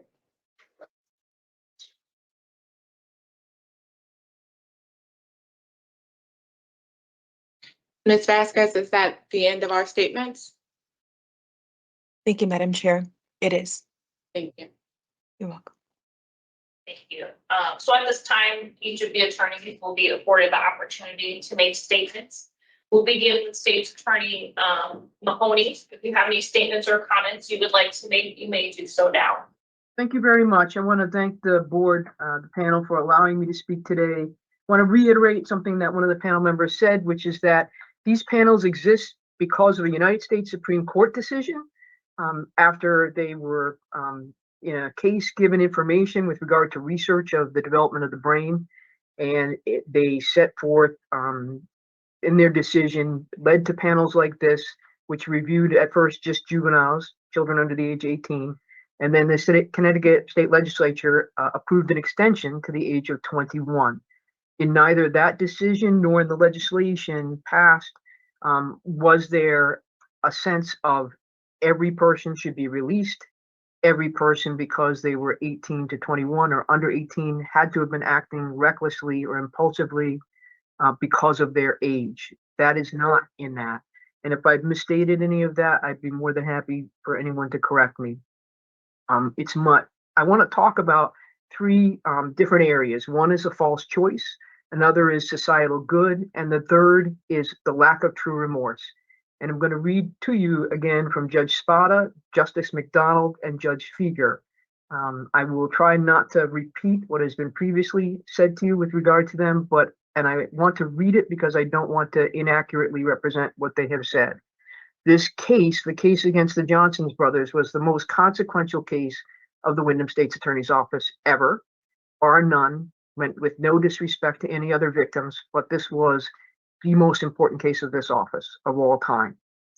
The false choice is a suggestion by some that the choice that this panel has today is either to release him now, or when he gets to the end of his sentence, he's just going to be out there with no supports and likely to reoffend. That's not the case. I looked at the decisional information provided to the panel, and it does indicate that he is eligible for a DOC halfway house for community release in 2033. So he would not just be set out there with no help. Additionally, it's my understanding, and you can correct me if I'm wrong, that in another 2 years, he could be back before this panel if he were denied today to present another request. And it's the state's position that based upon the file that exists now, the state is opposed to his early release. This is one of the thinnest files I've seen. I think Attorney Whitley and his social worker ward did an excellent job with what they had to work with. I'm surprised that there are no letters from other inmates, unless I've overlooked them, about being mentored by him. I think the defendant went in, did his job, and that's about it. I was shocked to see that in 2021, as an adult, as somebody who had been in this controlled setting for a long time, he got into a fight. That's not the behavior of a reckless youth. That's the behavior of someone who's an angry man. I don't believe that he set himself up to go into an anger control class after that. I think that took a couple of years to get into, and I believe he's only recently gone through that. So the proof of whether or not that has really impacted his thought process is not present. Also, there were many letters from his family members who should be commended for their efforts to keep in contact with him and their offers to help try to rehabilitate him. There were also, I believe, 3 letters from 1991. Those were from people who I believe knew the defendant's father and knew him through his father. One of those people is dead today, so I don't believe that person would have known his letter was submitted to you. And those letters were written in 1991 before the trial took place. They could not have known the full trial, what the evidence was that would come out. With regard to the fight and also the attitude that he copped on a job, those are, the state believes, more revealing of him than the fact that he took classes and passed the classes. They are very concerning to the state. Most of the people who I believe come before the panel have gotten whatever their problems out with tickets very early on. And this is not a kid or a boy who did this thing. And the material by Dr. Wallace is mostly self-report tests, which probably goes to the reentry plan. But even though he would score low, he's been in a controlled setting for many years. So he should never have gotten into that fight. COVID may be an explanation, but it's certainly no excuse. Of all the people there, someone who'd been there a long time would be aware of the fact that everyone was under stress and should have been able to control his behavior better. With regard to the societal good, one of the factors I believe this panel looks at is whether or not the benefits to such person in society that would result from his release to community supervision substantially outweigh the benefits to such person in society that would result from such person's continued incarceration. The state does not believe his release outweighs the benefit to the society of having him remain in. I speak to brand new officers. I train brand new officers. Thank them for willing to serve in this day and age, because it's not a popular job right now. And they have many choices in this job market. We have the most diverse group of officers I've ever seen, whether they're municipal officers or troopers. And this would be a bad time to let down the side and let them down by letting out someone who has done minimal efforts to rehabilitate himself. This crime was not only a crime against Carol Bagshaw and Russ's immediate family, it was a crime against the entire community. Law enforcement officers will suffer bad morale if the defendant is released based on this record. The recruits, we in Connecticut have shown Connecticut values. When there's been a mass shooting, it's not just been thoughts and prayers, which I do not mean to diminish in any way, but Connecticut has also acted. And one of the things that Connecticut did in its action was the risk protection orders, where people are suicidal or homicidal and family members can call and get the police to come out and disarm that person and take away. And that has reduced the suicides in the state. But we are constantly sending young officers and some older officers into these very volatile situations. And they need to know that if they are killed by someone participating in a crime, that death is not a minor detail, that by be willing to run towards danger, that we respect their service. With regard to the lack of true remorse, the defendant today comes before you to say what he has said. The state does not find the expression of his remorse to be true. The defendant has made many public expressions of remorse over the years of this case, and they have the effect of sounding like, "I'm sorry you felt hurt," that they are delivered with an end in mind, and the end is to benefit the defendant. With regard to the judges, Judge Spada was the sentencing judge, and these are his remarks. I'm not going to read you all of them, but he made these remarks. In view of the length of this trial, which took approximately 3 months, and the grave consequences to all the parties involved, the court felt it should make the following statement. It was in the early morning hours of June 5th, 1991, that Russell Bagshaw, a uniformed member of the Connecticut State Police, forfeited his young life while in the scope and performance of his duties. This killing was both senseless and brutal. Its sting, pain, and anguish will echo into the next millennium. A young widow and grieving father, along with siblings and countless friends, must bear the anguish of this loss as they attempt to reconstruct their lives without him. The attack on Trooper Bagshaw was unprovoked as he sat helplessly dying in his cruiser. His death is a monument to the danger faced daily by public servants sworn to protect the community welfare. Trooper Bagshaw paid the ultimate sacrifice on behalf of the people he was sworn to protect. Although this defendant was neither the dominant actor nor the shooter, the evidence established beyond a reasonable doubt that he fully participated in the burglary at Land and Sea Sports Store. The initial movement of the boat to reach the octagonal window, the defendant's sneaker imprint on the bow of the boat, his fingerprint found on the boat and the window frame, and the testimony of Dr. Lee reconstructing the scene of the crime established unequivocally that Duane Johnson was an active accomplice, accessory, and principal in the commission of this burglary.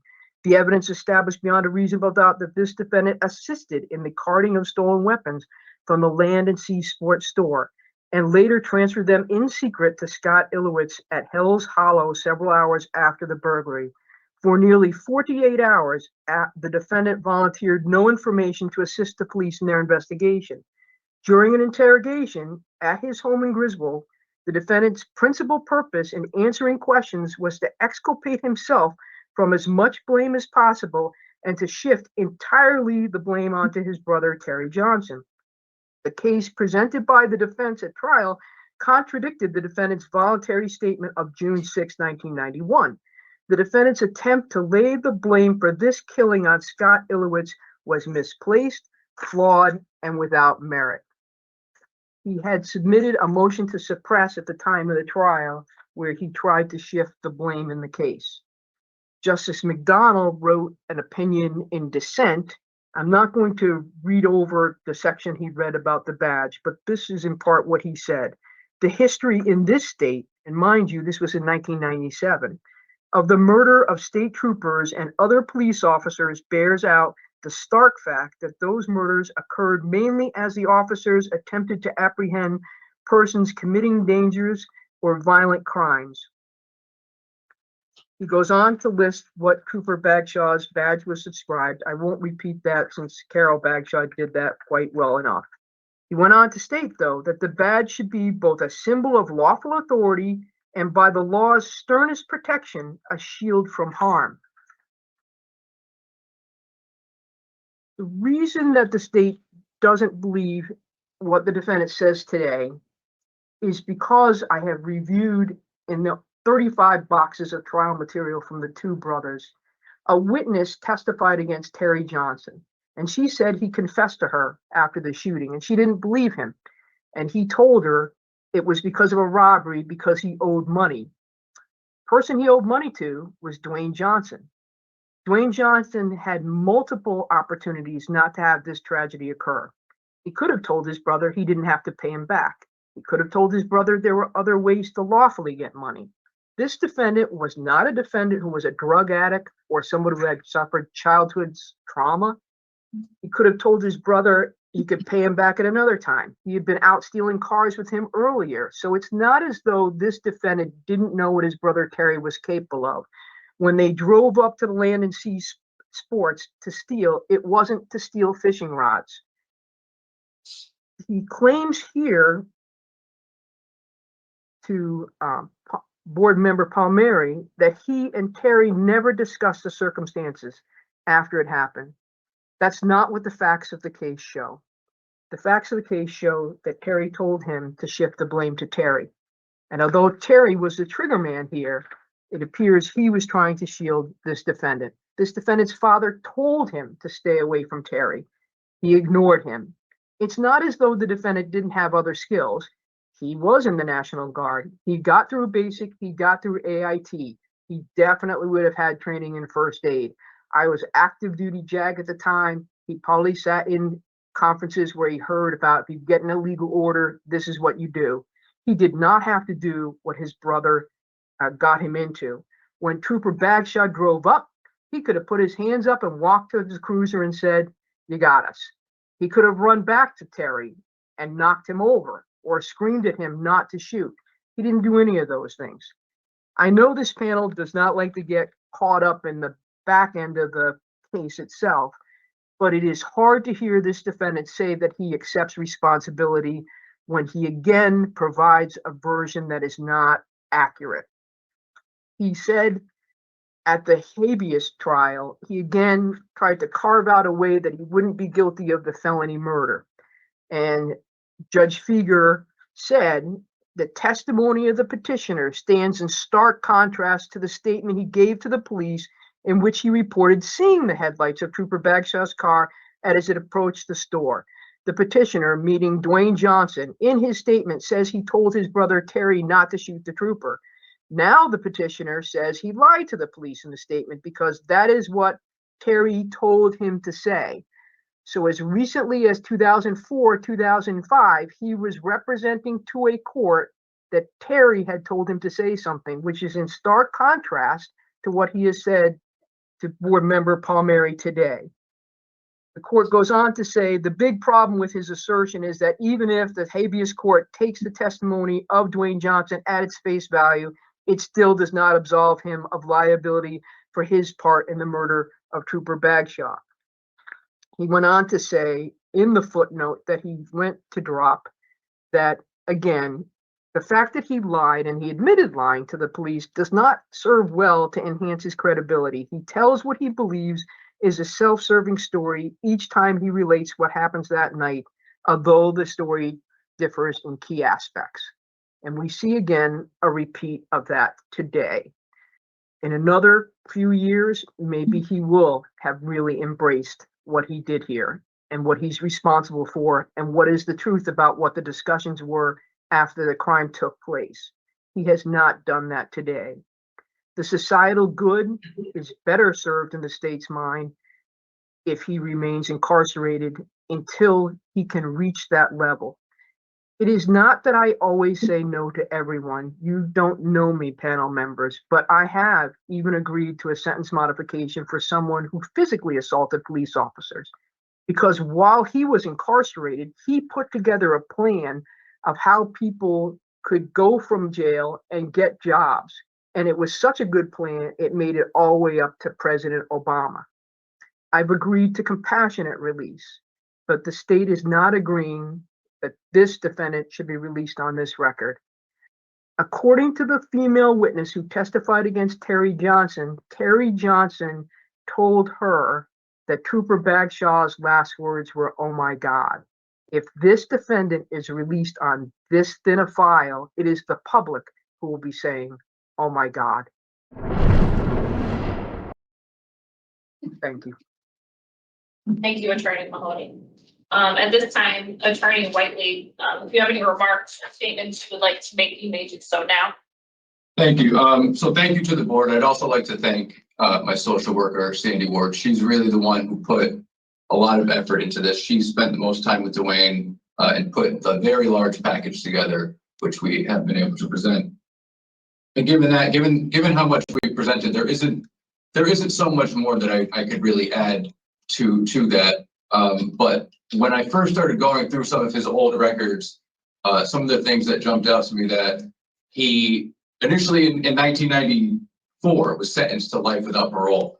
Very shortly after that, he obtained his GED. He then started job training and the electrician training. This at the time when he was doing that, he didn't have the possibility of parole. He had no idea that this hearing would ever come up. In his mind, he was doing life without parole, but he was still taking the time and taking the effort to try to better himself, to try to make his father proud. And I think that speaks volumes about how committed he has been to rehabilitating himself. Another thing that jumped out was that in his second PSI in 1997, the probation officer spoke with his social work that he had been working with within DOC. She relayed to probation that at first, when they first started working together, Duane didn't understand, or he couldn't really grasp the concept of that his involvement here resulted in him being guilty, and he couldn't accept that. But over some time, he was kind of starting to change his perception. And so it does go back that his remorse did really start occurring and changing in 1997. And I think that I just bring that up because I think that it does show that what he says here today is genuine. A couple other things, I just really want to touch on the statutory considerations. Whether or not he can live in the community without violating the law. Again, he has been a consistent worker within DOC, has job training that directly relate to him being able to get employment when he's out, which is a very large factor into whether or not he can remain at liberty without continuing to commit any crimes. He also has a very, very realistic reentry plan. He has taken the time and taken the effort to put into exactly what his plans will be. He has his retired Marine brother who is willing to give him support. He also knows that he has the support of my office for as long as he needs. And then again, in both the DIS and Dr. Wallace's report, he did score low for a risk of recidivism. I think that he has demonstrated rehabilitation. Again, he was 18 when he was arrested. He is now 52 years old. He has been committed to bettering himself, I think, since very, very early on in his sentence. He has been attempting to give back to the community, to disabled first responders and veterans through the dog training program that he's been doing, which is also something that he can continue doing in the community now that he has that training. And then the benefits to society if he's released, he again, he's doing a flat sentence right now.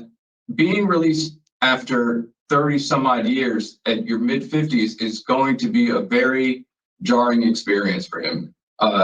He needs that support level. He needs that level of supervision to be able to succeed. I know that he has the foundation, he has the skill set, but I think that extra level of protection can really help him and make sure that he can succeed in being in the community.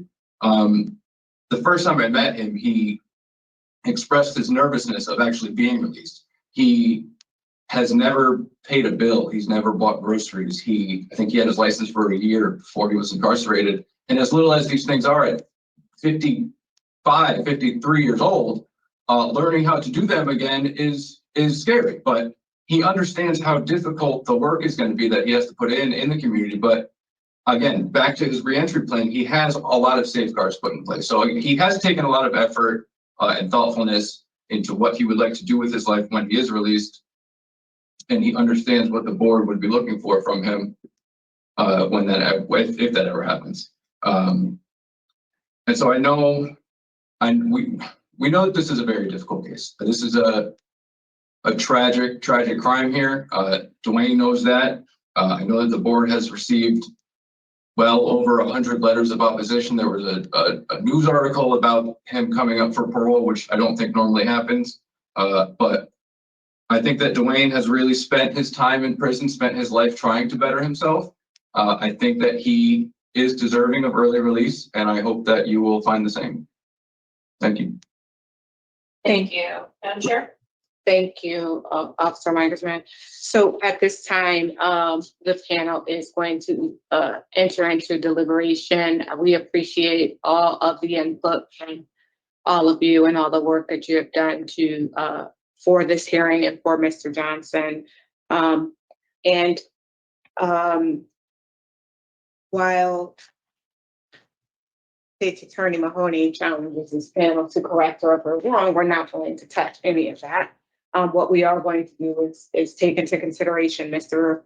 Johnson's age when he committed this offense, which we all know he was 18, and the nature of his crime, which we've all agreed has been very significant, and it is a horrendous offense, and the role that he played in all of this. We'll also take into consideration his program participation. We are not taking lightly the things that he's done, although we all agree that there is more work that he could be doing in there, and given some of the files that we reviewed prior in our prior roles here. The disciplinary infractions is something else that we take into consideration to show evidence of change. Shows in 2021, he was still making poor decisions and fighting, although we understand why he did it. That does not make it okay. And I think the biggest piece here for all of us, probably the injury and impact of the victims and all that they've experienced as a result of this offense. Our job here today is to determine Mr. Johnson's suitability based on his performance in the facility, the nature of his crime, and considering his age and the victim's input and all that stuff. So I think that it's fair to say that we've listened to everything that was said and we've taken that all into consideration. And it is my position here today that Mr. Johnson be denied discretionary parole based on the injury and impact and the nature and circumstance of the offense. And I think that we probably can discuss something that he may need to do or some things that he may need to do to become more of a suitable candidate in the future, if that is something that you would like to discuss. Ms. Palmer. Thank you, Madam Chair. So you did so nicely lay out what we need to consider today. This is a 23-169 hearing. And Mr. Johnson's been afforded that hearing because of his age at the time of the offense. We do consider that he was only 18 years old at the time. He's 52 years old today. He served roughly 33 years of his sentence thus far. It is a very serious crime. There's loss of life, and it's more tragic because it's a loss of life of a law enforcement officer. All crimes of this nature are incredibly serious. I do believe that they rise to a bit of a higher level when it does involve the death of a law enforcement officer. In reviewing Mr. Johnson's file and in questioning Mr. Johnson, in discussion with Mr. Johnson, I do see some level of offender change. I think that that's not unexpected when you go from age 18 to age 52. We also have a risk assessment tool that we utilize. He does score low on that. And he has addressed many of the identified risk factors, education, employment, and financial needs, and has taken a number of programs. He has worked within the facility, with the exception of the one report in 2021. He has had good reports throughout. You know, we do a number of these hearings for young offenders. I would say the difference between this particular hearing, Mr. Johnson, and others that we've done, is that Mr. Johnson has not really had the level of programming that we would see as For someone that's been down this whole. well, not just for that, but for somebody that it's been down for a long time. We also know that sometimes it takes, because of your sentence, it does take a little while to get into programming. However, you know, there is a piece where individuals need to advocate for themselves, do things on their own. There's a lot of voluntary things that they can do. And there are a lot of programs. Well, there are some programs still available to Mr. Johnson, which in my opinion would provide him a stronger foundation to be in the community and live productively. You know, I think what you mentioned his ticket in 2021. It is 3 years ago, almost 4 years ago now. However, I go back to the fact that we look at the fact that Mr. Johnson, you know, he's a mature adult. And at that point in his life, at that point in his sentence, he should be able to navigate those situations much more appropriately. It's rare that we see somebody having served this much time that has that type of discipline. I said, so, you know, there's 20-year difference, and I don't want to not give him credit for that time frame, because that he's a young man going through his 20s to his 50s without much problem. But that is concerning. He has done great with civil vocational training. I think it will afford him opportunities in the community. Does have support of his brother in California. I think that for individuals like Mr. Johnson, who have done a significant amount of time incarcerated, is so important for him to have that. You know, we had a tremendous amount of victim input today, whether you consider just the statements, but we also have to look at those letters of opposition. You know, they speak to the harm to the community. So there's significant harm to the family. But there's also tremendous harm to the community. You know, law enforcement, it's really a different level. I have to say that again in terms of respect and what they do for the entire community. So at this time, I do not see Mr. Johnson as being suitable for discretionary parole. I am looking at his sentencing dates.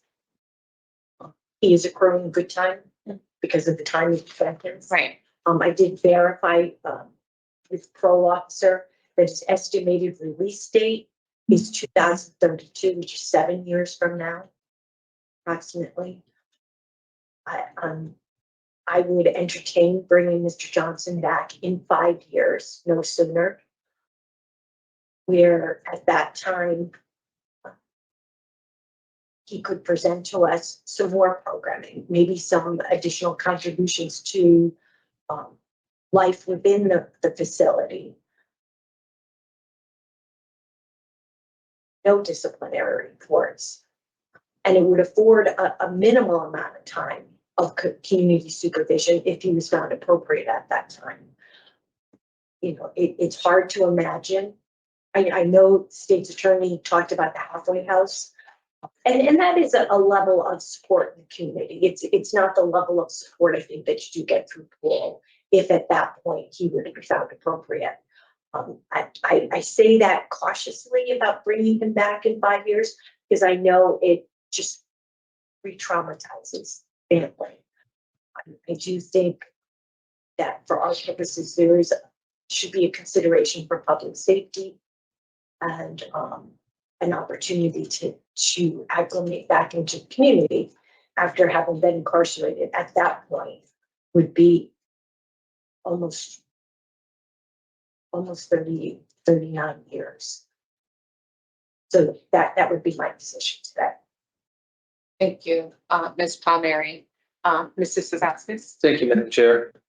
So you both have stated many of the things that I was going to talk about, but I would like to say that this has had a profound impact, as you both have said, on the victim's family, the community, state of Connecticut, and really the entire country, you know, evidenced by the number of letters. That's very unusual for us to receive in opposition of parole. So for me today, I do not find him suitable, and I also do not have him coming back. So Neither do I, Mr. Sadowskis. I was just going to say to panel member Palmieri that I understand exactly where you're going in terms of hearing him in 5 years, but I would say that it would be completely up to Mr. Johnson in 5 years as to whether or not he's done anything or put forth any additional effort to towards rehabilitation. But my vote today would be to deny him with no new hearing and have the 5-year review to see if he is risen to a level, because he doesn't have an indeterminate sentence, so we can't even do that, right? So we wouldn't even have a 5-year review. It would just be it. That would be it. Yeah, and that is my thinking. There is not an opportunity for a 5-year review. Right. It's not an indeterminate sentence. Right. And I truly am not sure it's in the best interest of the community or Mr. Johnson to be released with no parole or supervision. However, I do see your point, and it is, but that's not even to say that Mr. Johnson would be found appropriate at that time either. Right. But it is an opportunity for Mr. Johnson to do some more programming that I think is necessary in terms for him to be able to transition into the community successfully, and I look for the word productively. Right. Right. I completely understand what you're saying, but I really do believe that that as the victim's widow expressed, he went from having a life sentence to 60 years, and now we're up to life without parole, and it's just. So for me, it's a deny based on the injury and impact once more, and the nature and circumstance of the offense. I wouldn't say that there's no evidence of change, because there is some, and I would even say lack of program participation, because he has done that as well. Are there any other reasons? Well, did you agree that inadequate institutional program participation? I think that he could do some more, but again, it's about his advocating, like you said, for himself, try to get into those things and learn, gain those additional tools. So for me, I don't really know that there's any programs that I would say this helps him. So, do you want to add inadequate program participation as a reason for denial? I mean, those programs in my mind are not gonna, if we brought it back in 5 years and he had taken voices, is not gonna change my position. So I'm with you on that. Are you okay with that? Sure. Okay. All right. So with regard to Duane Johnson 205961, I move that he be denied discretionary parole with no new hearing date based on the nature and circumstance of your offense and the injury and impact to your victim and or the victim's family. Is there a second? Second. All in favor? Okay, Mr. Johnson, unfortunately, we couldn't support your discretionary parole. We wish you the best of luck. Thanks again to everyone who has participated. Parole denied. Those are the two words that a fallen state trooper's family needed to hear today. The pain from a 1991 murder is still evident around Connecticut.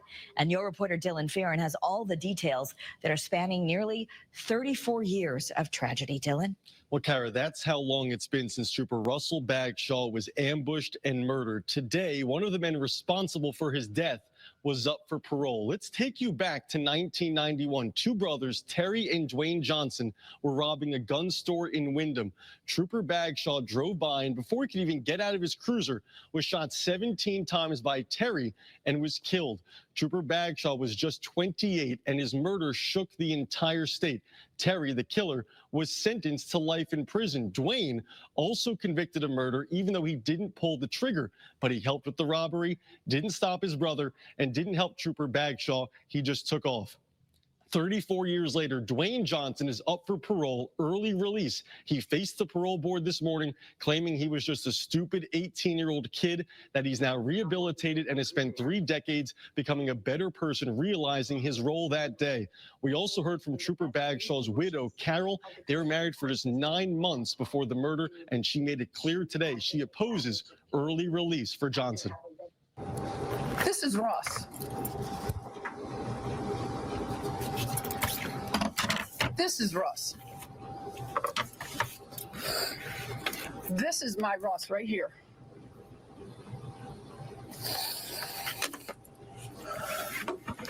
This is our wedding album. Russ never saw this, wasn't ready before he was killed. He's never seen this. I was scared. I knew I was in big trouble. And my brother, he said he had to shoot. And I just stood there.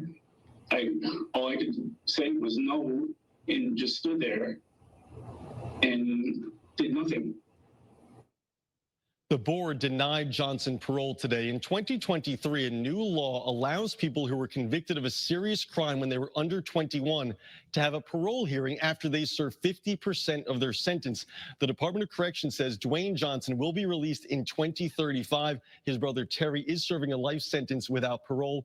All right, they denied, and that's a good feeling. But I have to admit, I have a confession that I have to make, and it's before I saw this parole hearing, before I heard from the victims, before I saw anything, I just looked over the kind of like facts of the case that Sir Richard provided.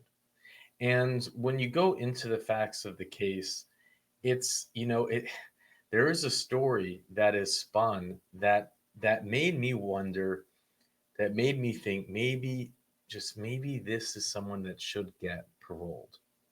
And the reason that I say this is he didn't fire the shot.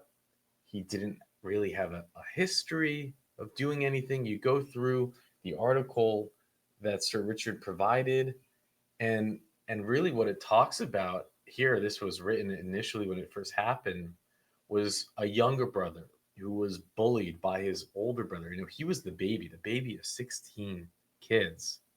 And the father, who was a police officer, actually had kicked out this troubled older brother out of the house because he was being a bad influence on his son, and his son would continue to have bruises. And so I'm reading this and I'm thinking, maybe he didn't pull the trigger. Maybe he was just in the wrong place at the wrong time. Maybe he should get paroled. And then I go into the hearing with that type of open mindset, and it's just shattered. It's shattered to pieces. There was nothing that he did for himself in this parole hearing that made it feel to me like he was an empathetic character.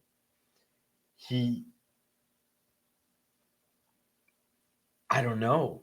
He just didn't strike me that way. When certain things kind of start to trickle out, like he only had 3 letters of support, and they were all written for his trial in 1991. How is that possible? the way that he kind of tries to skirt around the questions that were asked, like how he was a mentor, and that seemed really, and it's like, and then the ADA, what a job. What a job they all did, really. Just something that I would love to see more often. But how he brought up that the people that he mentored, he couldn't even talk about it, and no one was there to talk about it. And then the parole board at the end brought it up like, hey, he's done nothing. We've seen enough parole hearings where there are people that serve life in prison and they really have done everything they could do. They have relationships on the outside. They are involved in making differences in the community. They somehow seem to still have a life that's worth living. And you just don't get any of that here. Again, he did himself, I thought, no favors. And then you hear from the victims, from the twin brother, from the widow. You hear from everybody and how and it's and all of that kind of, I came in with an open mind is what my point is. And I didn't have it. I left feeling so grateful that he was denied. And I've struggled with this. I struggle if two people go into a place and one of them has a gun. Here they went in to steal guns. It's not like they went in with the gun, right? They got, his brother gets a gun, loads it, is my understanding. And then it was like an Uzi style. It was a handgun, but it was designed like an Uzi, and it was semi-automatic. But from what I've read, he unloaded the entire, I think it was an extended, it was like 16 rounds into his patrol car. One round, just one, slipped in between the gap in his bulletproof vest.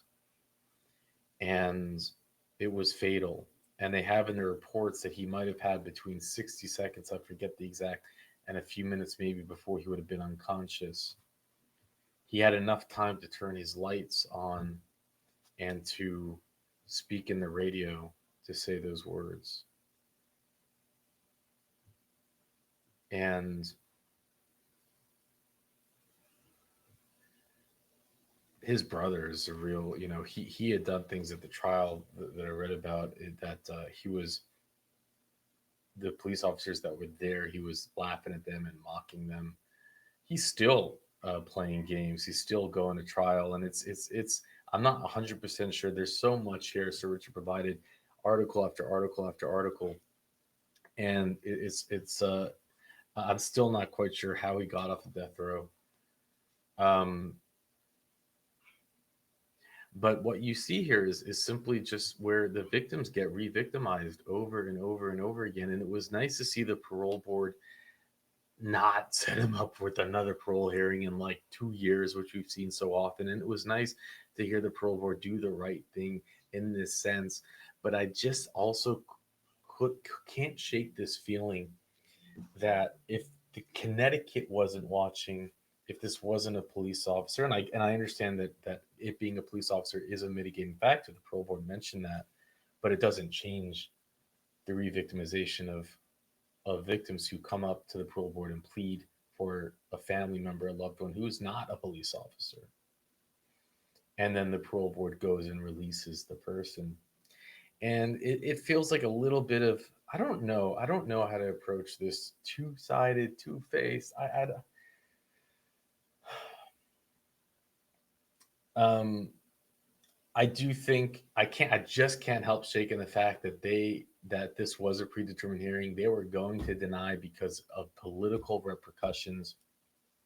And maybe that's not two-faced. Maybe that's just the way life works, But we just see so often, time and time again, where those are granted against and they're being granted because people are not watching, because there's not repercussions for the governor who handpicks the parole board, for the parole board. It won't be in the news. And part of this could be why doing this is so important, because when the parole board really realizes that, wow, this stuff is being published and people are going to see it, and maybe there will be outrage, maybe their decisions will go more in favor of justice, what I think is justice. But you know, there was just no reason to shoot. It's just the craziest thing about this case. They don't even know. It seems that he was just on a routine patrol, that he didn't even know that they were there. He just, you know, it's part of his patrol. He has to go by the stop and put his little light on. And they could have just hidden, like the DA said. They could have just said, okay, given themselves up, and they would have gotten, you know, probably probation or something. He could have rendered aid once his brother's fired. It happens so quick, you don't know if you hit him, all those things. But I just can't imagine being in that situation, even when you do all the dumb things that someone does at 18, to unload a gun in an ambush. This was an ambush. This wasn't I'm running and afraid, I'm trying to save myself. All the things that, you know, I was scared for my, no, they ambushed him.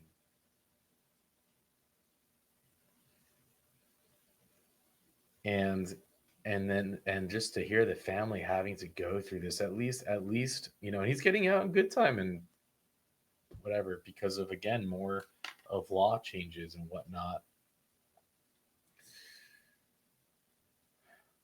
But at least the family does not need to hear from him again for quite some time. And with that, I'll let you go. I'll close with this. My opposition is not about vengeance, it's about justice. Justice for a servant of the law, much like you are. As the wife of proud Connecticut State Trooper Russell Allen Bagshaw, badge number 534, it is my proud duty, my job, and my honor to continue to fight for Russ's fight for justice. Please keep inmate Johnson in for the remainder of his sentence, 2035. Thank you.